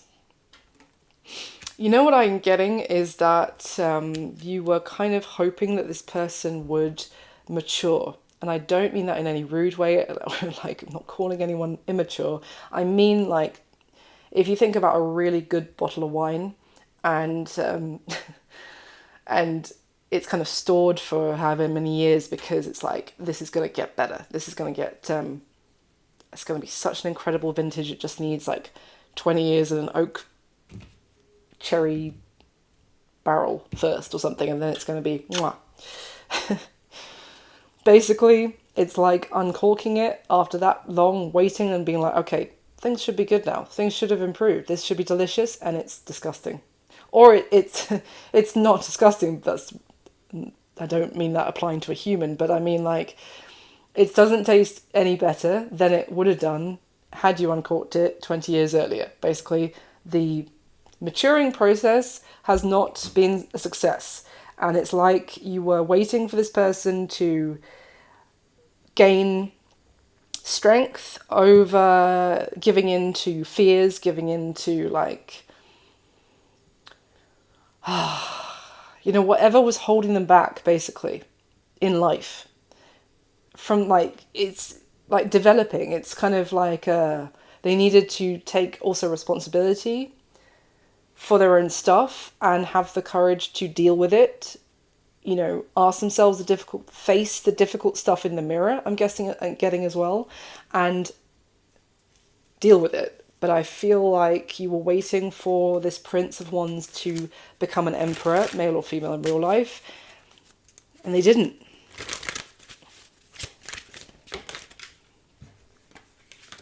You may have even started to feel like a question mark of this is not about applying blame, so bear with me, but starting to question yourself about whether you going back to them when they sabotaged it was also enabling them to actually not progress, because why would they if you were sticking with them even when they kept repeating the pattern? Basically, you may have even been like, am I actually part of the problem that I keep allowing this to be okay? They're responsible for themselves, Sag. But I think that could have crossed your mind as well about this decision that you're making. Anything else from this deck?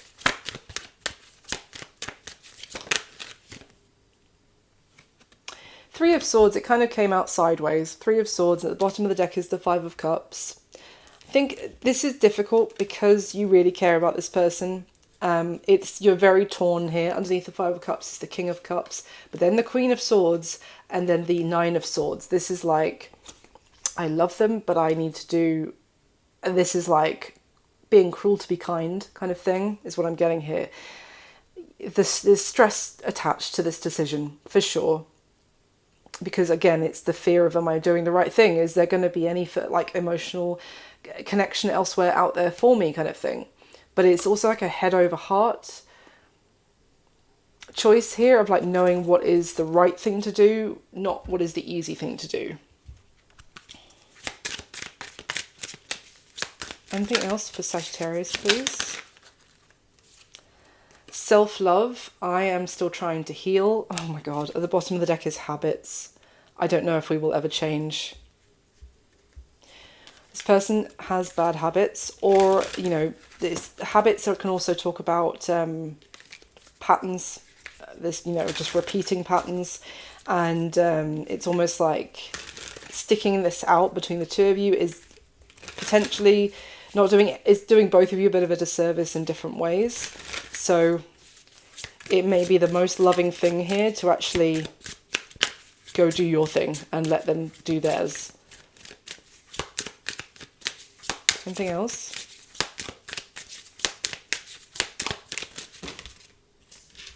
Sod. Okay. Funnily enough, time and space, when that card fell on the floor. Space would say I need time to think, but funnily enough, it's not so much about the text on these cards, it's about time and space from each other, effectively. To figure out what you both want. And also to figure yourselves out individually. Okay, so that's what I've got for you this time, Sag. It's Yeah, it's difficult, but I feel like you're making a very mature decision, funnily enough. Okay. I do hope it was useful for someone out there. Thank you for watching and listening. Please do hit the thumbs up button for me. Subscribe to the channel if you'd like to. And if it did resonate at all, leave me a comment and let me know. I wish you all my very best, and I'll speak to you soon. I'm just going to get that card off the floor, annoyingly. Just bear with me 1 second.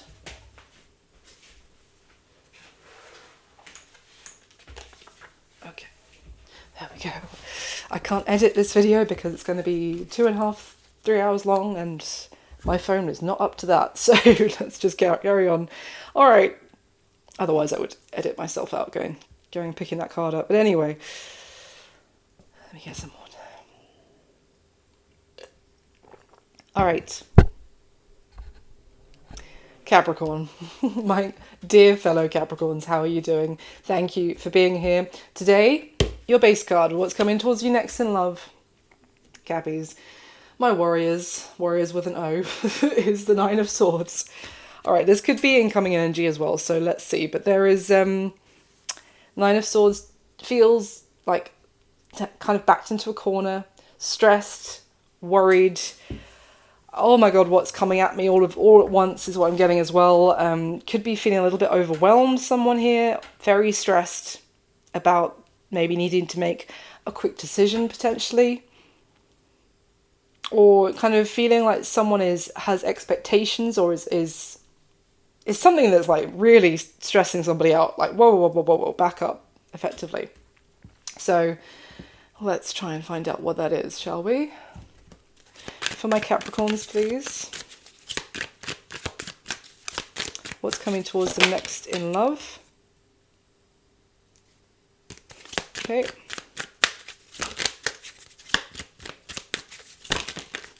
Oh, okay.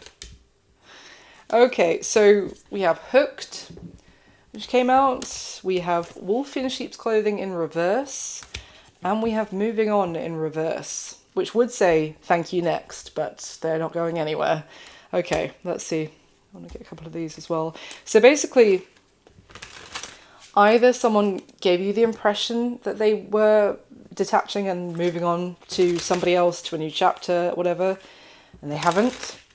They have been hooked on you the whole time. Wolf in Sheep's Clothing, this could be someone, though, that you completely lost trust in. You like thought that they were presenting themselves at first in one way that you believed, and then you felt like they deceived you.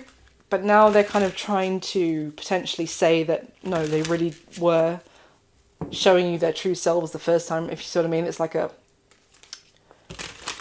another flip of deception, of like back to truth again. Tell me more. What's coming towards Capricorn next in love? The stress could be, can I believe them or not?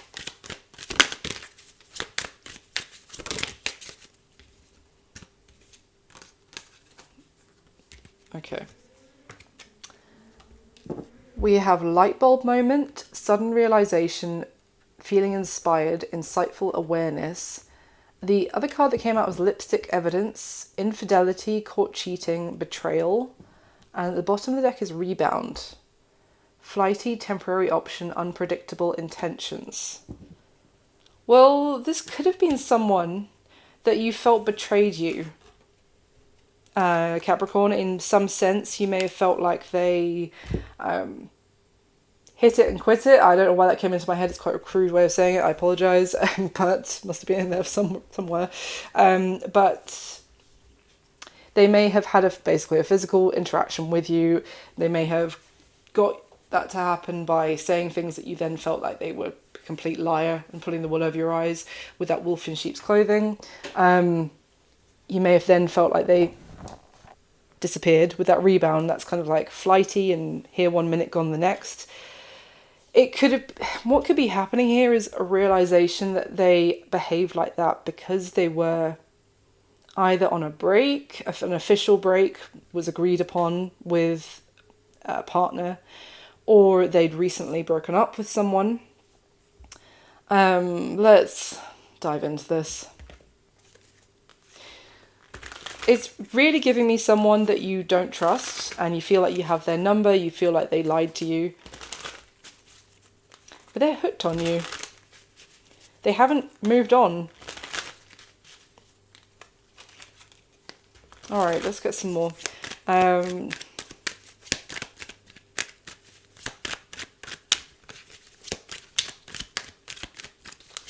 What is going on here? What's coming towards Capricorn next in love, please? The Six of Wands. I feel like you're being asked to make a decision, a quick one, and you're going to panic about it, to be honest, because the Magician card came out in reverse as well. This Magician card in this deck also talks about making a decision, like, boldly, confidently in the upright. In the reverse, not so much. But also it can feel, you may feel like this person is very good at manipulating you, or you may feel like they are a trickster as well. They are like pulling your strings and saying what you want to hear. It's not to be trusted. What I also just got was that I didn't ask for this, because this is like something manifesting, or maybe you did want it at some point. This is like when I wanted this to be the case, it didn't manifest. Now I don't want this anymore. Now it's manifesting.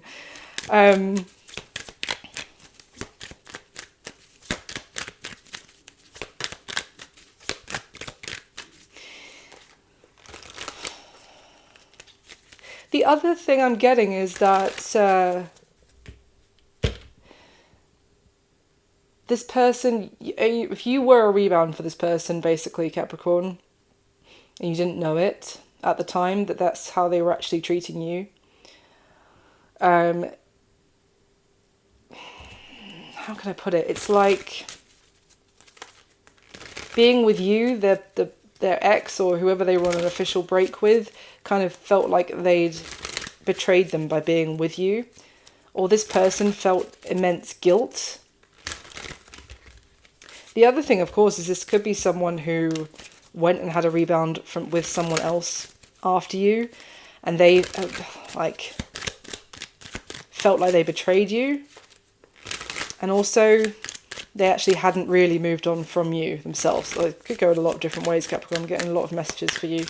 What's coming towards Capricorn next in love, please? Justice with the Four of Cups, okay, and the Three of Swords. This is more the justice that is happening here is the sense of betrayal you felt from someone. I think they did a disappearing act, because this was a temporary situation for them, but they didn't make it clear to you that it was a temporary situation, and it hurt like hell, because you felt like they completely dismissed you. So why the Nine of Swords? Oh wow, I just saw while I was shuffling the King of Cups, the Lovers, and the Ace of Cups.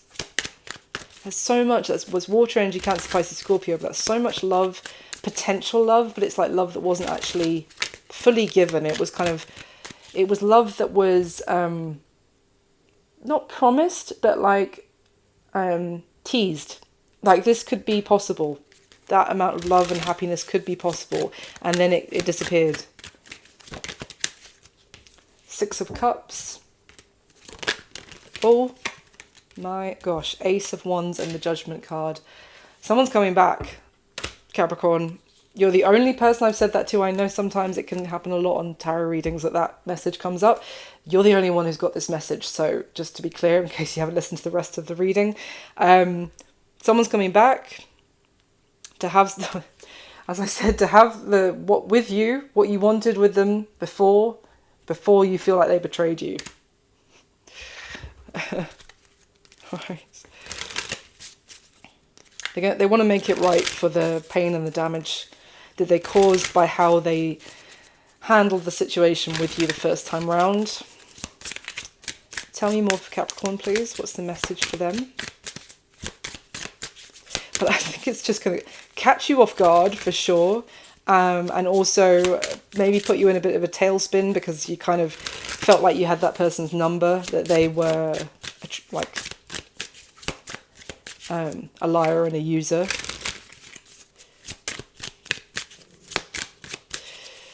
hear my stomach rumbling, I apologise. I need some dinner. What's the message for Capricorn, please? Understanding, I see your side of the story. At the bottom is reflection. Being away from you has allowed me to gain clarity. Oh, wow. Okay. So sabotage came out in reverse on top of light bulb moment. If I could pick it up. There you go. Sabotage would say I mess up the good things in my life sometimes. It was in reverse, and then the mend card came out. I want to fix our connection. So this is someone who kind of did sabotage the situation with you, which is what they always do by the looks of it. But they have decided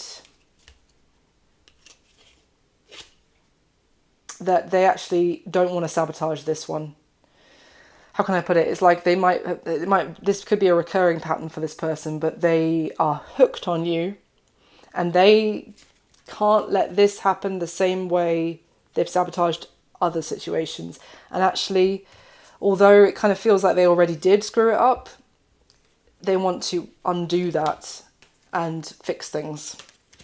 Definitely. You know, repair, make up for the pain that was caused when they sabotaged it like they always do. Ego came out. I let my pride get in the way of our connection. And then unfinished business. We still have things to resolve and discuss.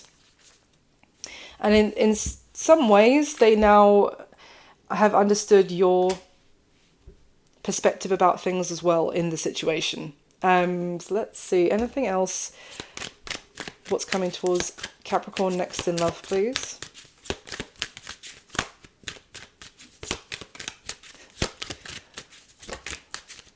Yeah. Queen of Swords with the Nine of Swords. Bearing in mind the Nine of Swords is your base card. Capricorn at the bottom of the deck is the Eight of Swords. Good Lord. That is... Okay, I would suggest getting out of your head, and I'm a Capricorn and I totally resonate with this, so I understand, but when this arrives and you have to make a decision about it, when you were like, I don't want this anymore, like, why are you giving me the choice about it now? This could be a hell of a lot of spiraling into what are other people going to say? What should I do? I've put up a boundary. Should I let that boundary down? Should I allow, you know, oh my giddy aunt, this is giving me a headache just thinking about this energy. It's it might be good to get out in some nature and maybe turn the phone off, leave the phone at home, go for a walk, get some space, get some clear headspace, because this is like... There must be an element here of you kind of do want this, Capricorn. I say that because if you didn't completely, it wouldn't even be your stress. You'd be like, oh, absolutely not. Bye. Like no. You did want this at some point so much, but then they ended up breaking your heart. It could have been, I think strongly. You know, I was like, what is the storyline here?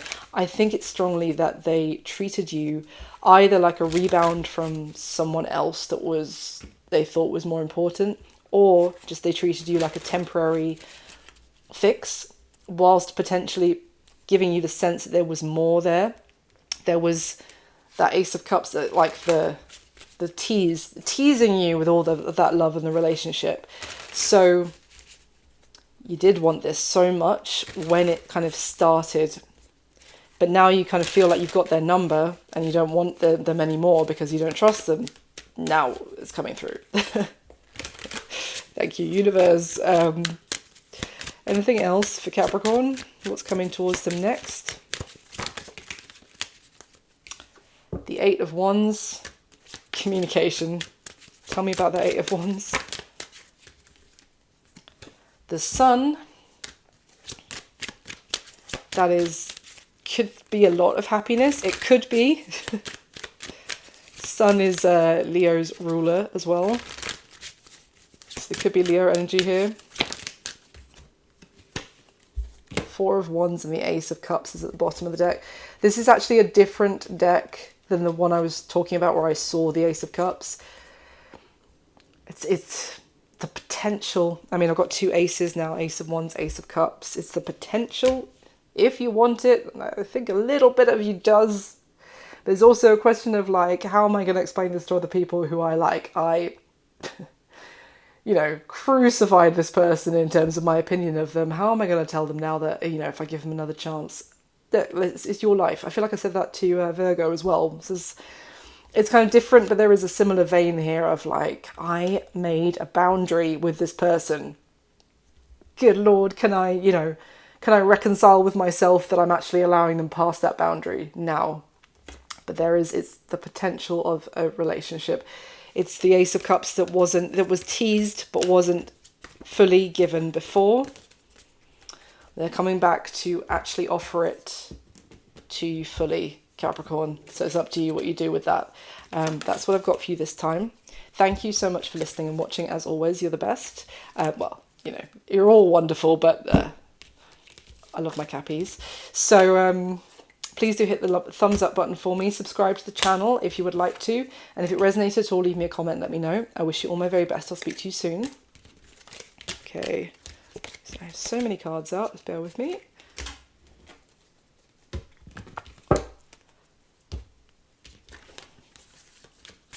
All right. Aquarius. Hi, my lovely Aquarius. How are you doing? Thank you for being here today. For your base card, for your what's coming towards you next in love, you have the Death card, which is Scorpio's major arcana. Let's not panic. Death talks about major transformation. I'm sure you know if you're comfortable with tarot. It's, you know, shedding of an old skin. It's rebirth. Can often be beautiful transformation. It's like the butterfly coming out of the cocoon. It's also, it's like you've outgrown some sort of previous shell, if you like. You're breaking out of that because you need more space for who you are now. You can't be in a small world anymore. You need to be in the big world, is what I want to say. So let's see what that means. For what's coming towards Aquarius next in love, please tell me more.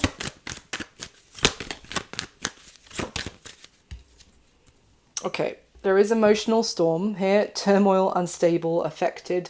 It's a lot. It could be something coming to a bit of a climax here. I just looked up at the camera and it was 2-2-2-2-2.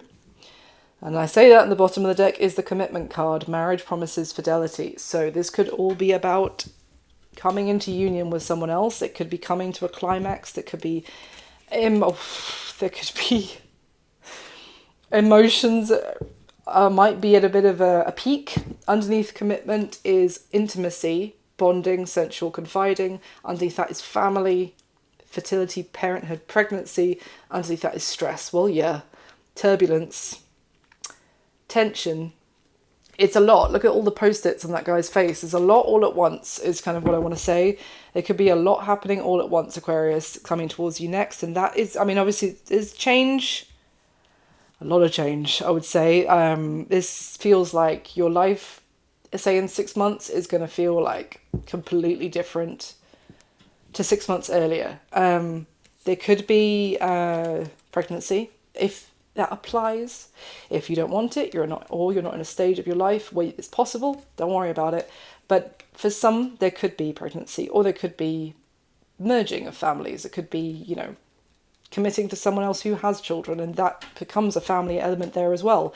Doesn't have to be, but there's just major change. I mean, there are two people on all of these three cards at the bottom of that deck, and all in very significant kind of chapters of a life together. You know, confiding in each other, being very intimate and bonded to each other, like kind of being best friends with your romantic partner.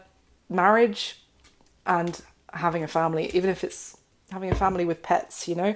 But there is, I mean, I think that emotional storm is, you see how on this Death card, how it's like mid-transformation. So it's like, it's kind of growing pains is what I'm getting.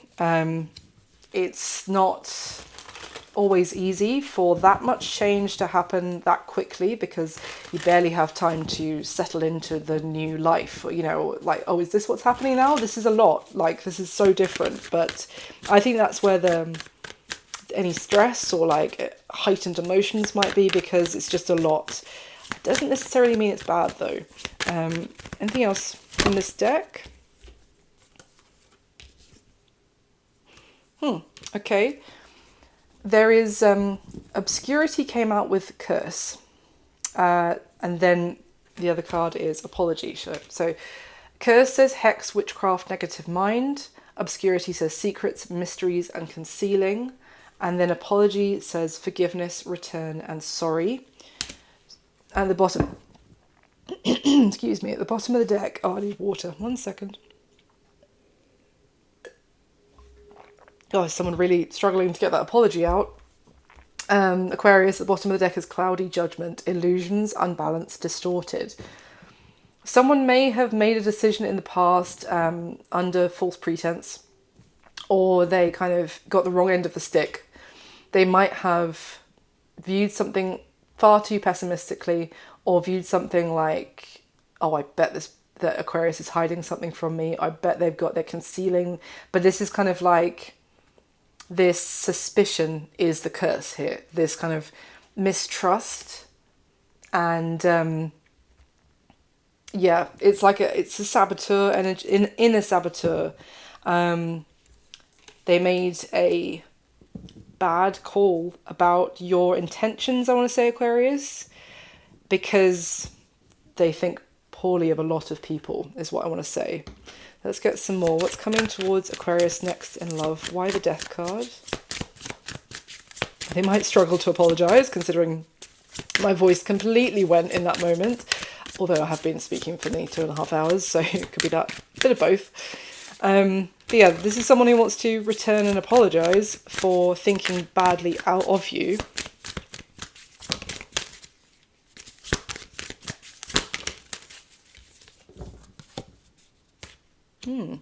So the Ten of Pentacles came out in reverse. The Knight of Cups came out on top of the Obscurity card, and then the Two of Swords. Wow, someone really wasn't seeing something clearly. Yeah, there's the apology again. At the bottom of the deck is the Seven of Pentacles, the Wheel of Fortune, the Six of Pentacles, and the Page of Cups. There's the apology. Oh, I have to say, this is someone who didn't trust the fact that you cared about them, that you had feelings for them, that you were romantically interested in them. They didn't trust why that was. In fact, their perception of it was completely skewed and blocked. They potentially may have thought that you were out for money, that you were viewing their potential financial abundance in the future, and that was the reason you were interested in them. I think I had said something similar to Libra, but that was completely different. That was like a good grief romance scam coming through. This is not. This is almost like someone who thought that they were being romance scammed and they weren't, and they're coming back to apologise that they had such a like, just thinking so badly. And I think, I mean, obviously when that can often be because of other people, the way they've been treated by other people, they apply that copy paste to everyone else in terms of, well, that's their intention as well. So they may have been through some, being used and that kind of thing, but yeah. So this is a turnaround here. You got the Wheel of Fortune, as I mentioned. The card above the Death card on my table here, which is the one for Libra, is the Wheel of Fortune. Strong wheel. All the wheels of change are moving. It feels like all at the same time, Aquarius. You may have also felt like this change is not something you saw coming with the Two of Swords. This may have been someone who didn't seem open to anything serious or commitment with you or family. Tell me more.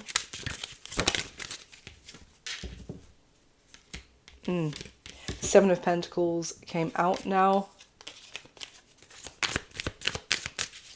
Why? Ten of Swords. So yeah, this feels like someone who is returning, because as far as you're concerned, this is done. The Ten of Swords came out on top of the Six of Swords for Sagittarius. This is like, this is already over, and as far as you're concerned, it's in your rear view mirror at this point. It feels like, with that Seven of Pentacles, that you feel like you weren't good enough for this person, almost, because the Seven of Pentacles is like reviewing a situation and deciding whether to invest to take it to the Ten of Pentacles. And the fact that that came out in reverse, the 10, it's like you feel like you were weighed and measured by this person and they were like, no, not Aquarius.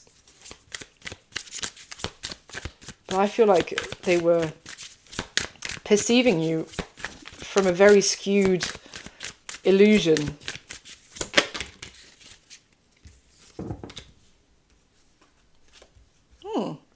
Okay.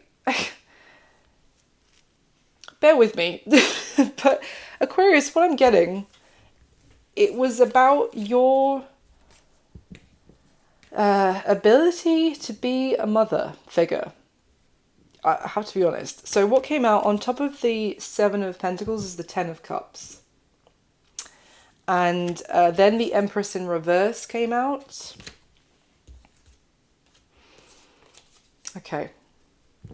So what was being reviewed, what was the key element about whether to invest further, to take this to a family, 10 of Pentacles, and is the happily ever after. It is also with children there as well. Now, whether they have children, as I kind of keep getting that message here, whether this person has children, it's like, I don't know if I could, this is someone that I could trust to have, you know, around my kids. Obviously, people are very protective about that, understandably, as I would be if I had children. Or it's like, I don't think Aquarius wants that. Or, you know, maybe there's an unusual dynamic in the relationship between you and your mother, for example. And people can be very judgy about that kind of thing, even if, you know, it's for everyone's best interest that things are the way they are in that connection. But people can be very judgy, like, you know, all mothers are perfect, blah, blah, blah, and you should have an amazing relationship with your mother. And therefore, if you do have an issue with yours, then you're going to have an issue with being a mother to somebody else. It's kind of that kind of, it's a twisted perception of you that they got from, I don't know, cliche, stereotype, from what they imagine is the case. It's kind of assumptions about your character. They feel like they do have an apology to make to you. They might struggle about it. But I feel like they judged you completely wrong, is basically what I'm getting, Aquarius. All right. Well, they seem to have realised that as well. Tell me more. But you feel like this is a road that's completely off limits to you. You might not know completely why they didn't want to invest and commit to you. But you just think this is over, so you're not going to see this coming. Tell me some messages for Aquarius, please.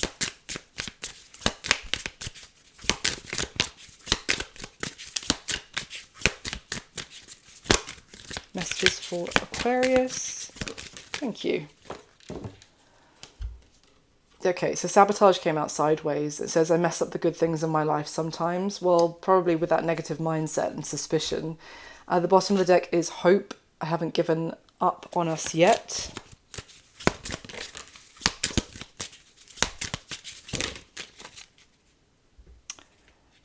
Escape. I left when things got hard. And then unexpected outcome.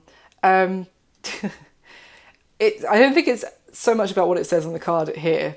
It's about, this is going to be very unexpected. As I said, you're not going to see this coming. And also, in 6 months, you're not going to recognize your life right now, because what the change that is about to take place, it's like so much can change in the space of a year. I keep saying 6 months, but it could be a year, for example. And you wouldn't, if you told yourself in this moment that in a year that's what's going to happen, you wouldn't believe yourself. You see what I mean? I think with this sabotage element and the I left when things got hard, this person could also have used this whole thing I was saying about, I don't know if I could raise a family with Aquarius. They could have been using that as a get out of jail, not get out of jail, it just popped into my head, get out of jail free card with themselves, of like, that's an easy scapegoat reason to not take this to a commitment, because that's a deal breaker. You know, obviously you want to be with someone who's going to be a good mother or father to your potential further family. But maybe that wasn't even really true. Maybe that was just what they told themselves was the case, so that they had a reason to leave before. Because if it was at the 7, There's already some pretty good like investment that's happened there. That's not like a 3 of Pentacles, for example, where it's kind of just starting to build with each other. You know, some investment, some time was already there. Like you may have gotten to know each other pretty well, but they it feels like they just ended things before it went to the full shebang.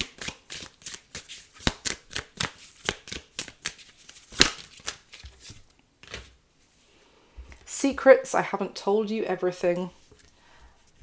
And sorry, for a second I thought the video stopped. I was about to have a heart attack, but it didn't. And at the bottom of the deck, unfinished business. We still have things to resolve and discuss. And underneath that is runner. I don't want to run anymore. Okay. Any other messages about the person who's coming towards Aquarius here? 9 of Wands, there's a woundedness. King of Pentacles is at the bottom of the deck. That's Earth energy, Capricorn, Virgo, Taurus. So you might have your guard up to them. Naturally, if you think this is already over. Anything else about the person coming towards Aquarius, please?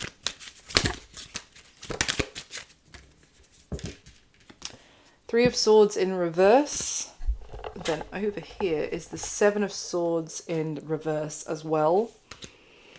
3 and 7. Oh gosh, if you can hear my stomach rumbling, I'm so sorry. I'm very hungry. So the 7 and the 3 of Swords also add up to the 10 of Swords, which we saw, and I was like, as far as you're concerned, this is done in your rearview mirror. It's in reverse, but it's also like the pain, the heartbreak from that ending. A part of that was deception. I think it's self-deception, as I've already talked about with the self-sabotage. It also could be the deception of, I said inner saboteur, actually, I just realised, and the sabotage card came out, of thinking suspiciously and pessimistically about you, probably about everyone. Anything else about the person who's coming towards? You're not going to see this coming, Aquarius. These cards came out sideways. We have the 2 of Swords at the front. Underneath that is the Fool and the 9 of Cups. Because basically, as far as you're concerned, this is out of your hands. It's not your choice to make. You can't force someone to want to be with you or want to commit to you.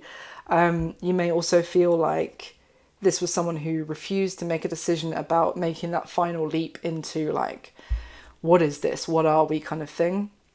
But it's also, you know, this person is like minding her own business, like looking away, and whoever this is for you, Aquarius, they are about to take this leap towards you. There's a lot of change. if I haven't said that enough, a lot of change, a lot of pain being kind of, I can't say undone, because the pain was still done. It's not going to magically never have happened, but it's going to be healed, I would say, and potentially a lot of happiness and wish fulfillment coming. So that's what I've got for you this time, my lovely Aquarius. Thank you so much for watching. Please do hit the thumbs up button for me. I just hit the mic, I'm so sorry. Please do hit the thumbs up button for me, subscribe to the channel, and if it resonated at all, leave me a comment, let me know. Thank you so much again. I wish you all my best. I'll speak to you soon. All right. Finalement, last but never least, Pisces. Next time I do this, I'll start with Pisces. We have, for you, Pisces, we have the Queen of Cups as your base card. That is, as I said when I went through it at the very start, your energy, it's water, Cancer, Pisces, Scorpio. You're in your element, Pisces, and I have to, please let your reading be as lush as the other 2 water signs, because it's really keeping me going. It's just so nice to get nice messages. This is a lot of emotion coming up from the depths. It could be, you know, you might need some courage, some strength to deal with all these emotions coming up, what's coming towards you next in love. But this is you in your element, as I said. It's you being in touch with your feelings, aware of them, swimming in them, and feeling all the feels, I would say. So, this one sec. Okay. I feel like a Pisces doesn't feel alive if it's not feeling all the feels. So, you're probably the most well-equipped sign to deal with this emotional depth. Or someone that has Pisces strongly in their chart, of course. So, tell me more, please, for my Pisces. What's coming towards them next in love?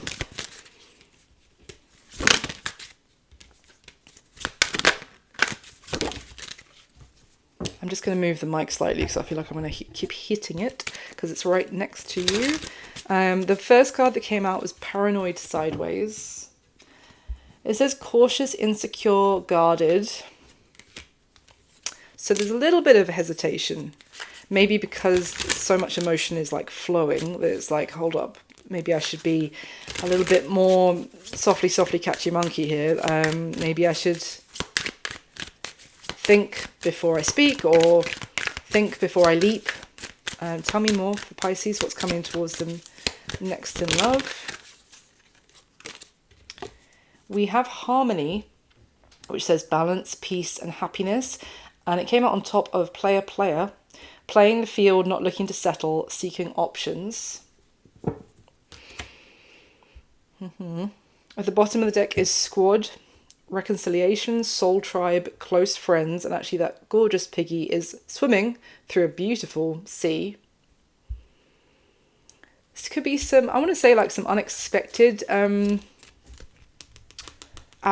an unexpected ally, I want to say, that you're making peace with. Hang on, let's get some more. What is coming towards Pisces next in love, please?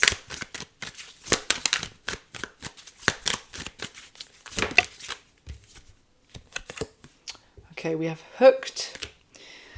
Okay, and then I've got Obsessive Lover and In Their Head.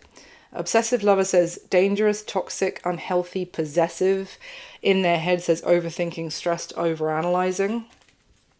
Okay, that's a lot. It's very possessive combination. It's also like overthinking things, and someone's dialed in, like they are hooked. Like somebody here is their main character. Somebody else is their main character that they are completely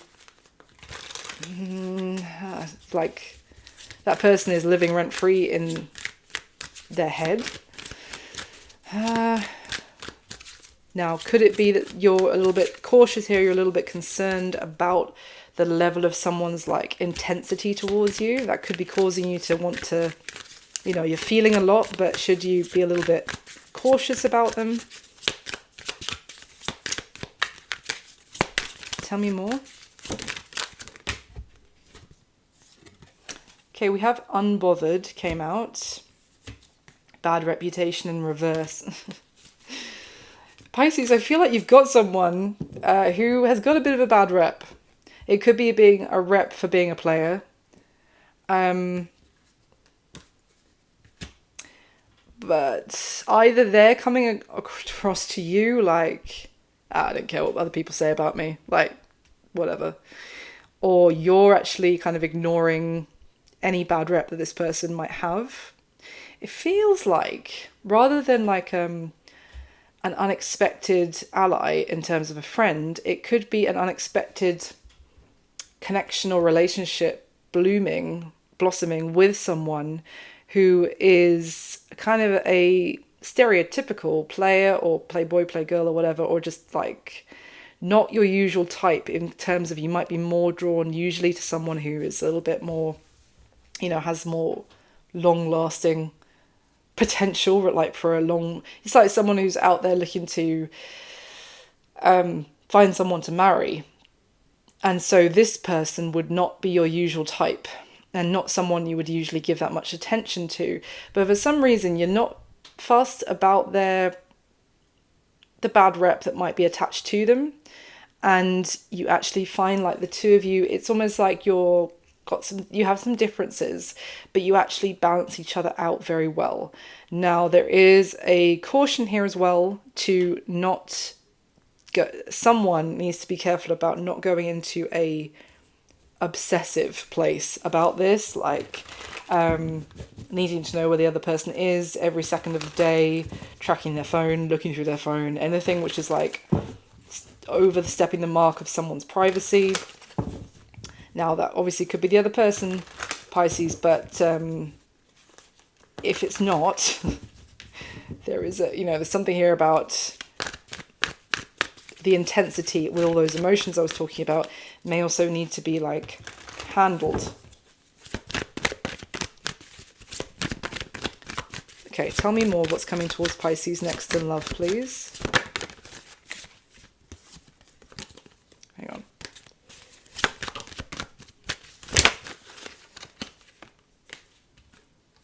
Well, the Page of Cups came out on top of the Eight of Cups for Leo.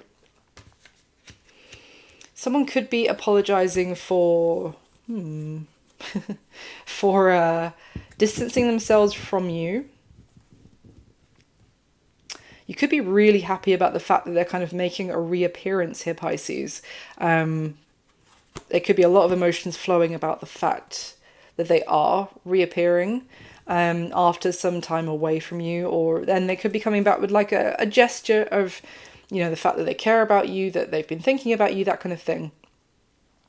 I feel like the two of you are quite different. Like, you're not each other's usual types, but you work together very well, and neither of you like would be bothered about what other people say about the other one, if that makes sense. But there is this, I think, the paranoia of like, yeah, but is this person still seeing other people? Are they really only interested in me? Because if this isn't someone who's your usual type, the kind of the rules of the game might feel like they're different.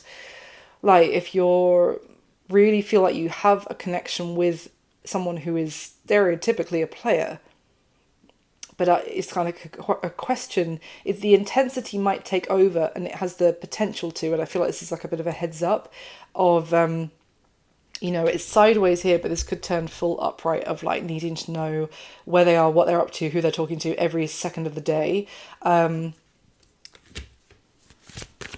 Now the other cards, sorry, the other cards that came out have the Ace of Cups, the Magician, and the Sun.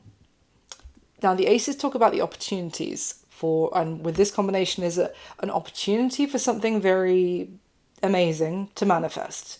You'd be very happy. There's a lot of emotion flowing with the Ace of Cups. This could be the start of a relationship with someone.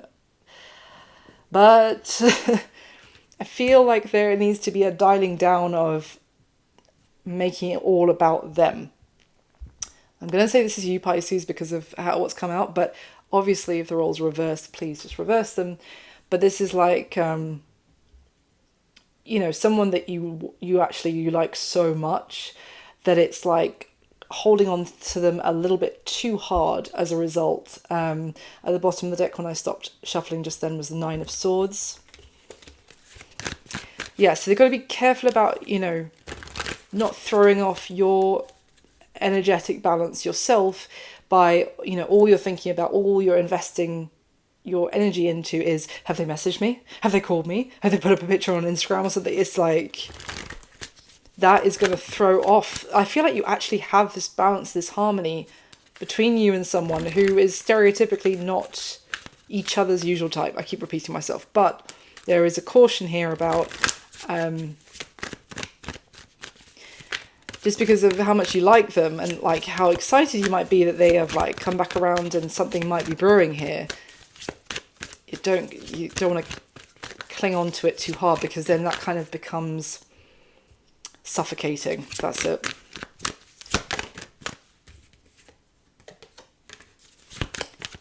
Tell me more. This person definitely, I was going to say, has a, it's not independent streak. It's more like, well, I guess it's independence, but it's like they like to make their own choices, and they like to feel like they're a little bit in charge and they're not being harangued, I want to say, or like harassed or limited. They like to feel like they're free to make their own choices. Yeah.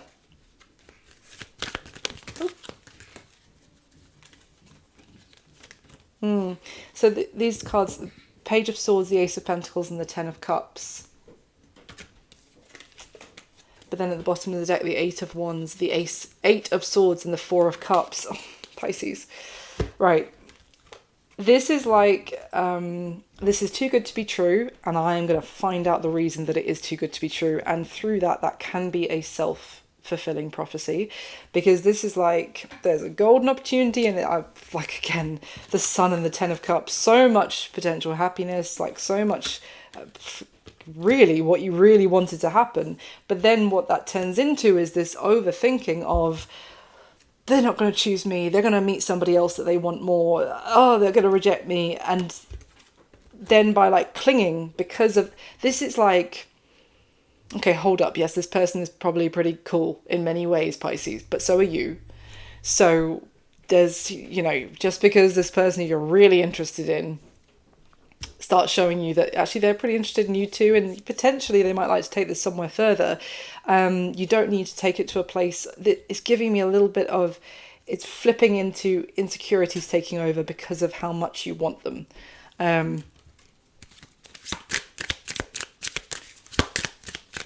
Okay, anything else for Pisces, please? Any messages?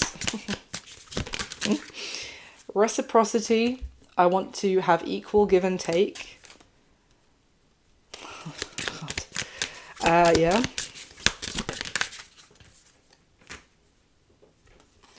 Pisces. This card just came, it's literally what I was just saying. It says, it's the unworthy card, and it says, you're a better person than I am. No, they're not. Like, Pisces. I don't know whether to hug you or slap you. Like, this is, okay, it's exciting. This is exciting for a start. There's someone who you were interested in, they may have been away for a while. I don't think this isn't, I'm not getting that they ghosted you or anything like that. I just feel like they've been away. They're coming back, they're showing you interest. There's the potential of, like, you know, what you really wanted could be happening. Someone out here there needs to hear the message of, you have this person up on a pedestal of, like, they are so amazing, they could get anyone they want, why would they want to stick with me? I want to know where they're at. I mean, I completely get it, but this is like, you're too good for me, why do you want to be with me? And then, listen, you don't want to get into that, because that will turn into, like, looking for the reasons that it's not real, it's not true, it's not really happening, looking for issues, and in turn creating issues that weren't really there.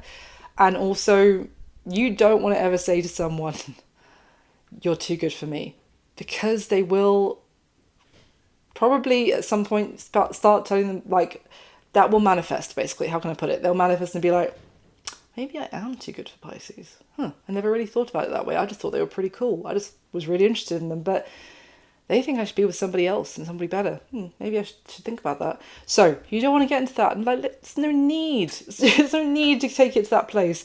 Just because there's someone who you really like, potentially something starting with them. So that is what's coming towards you next, Pisces. I hope it was helpful. I hope it didn't cause any offense by what I just said, because I say this with complete love, and I want this to work out and to manifest into all the Sun and the Ten of Cups and the exciting, happy new beginning that could be here for you. So that's why I'm saying it. And obviously, if it's all flipped, I hope they hear it, frankly. Anyway, that's what I've got. So please do hit the thumbs up button for me, subscribe if you would like to. And if it resonated at all, leave me a comment and let me know. And that's what I've got for everyone. Oh, I got it under 3 hours. Yes.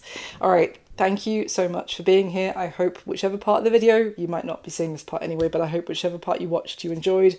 And thank you for everything, for all the support. It means the world. I wish you all my best. I will speak to you all soon. Take care. Bye.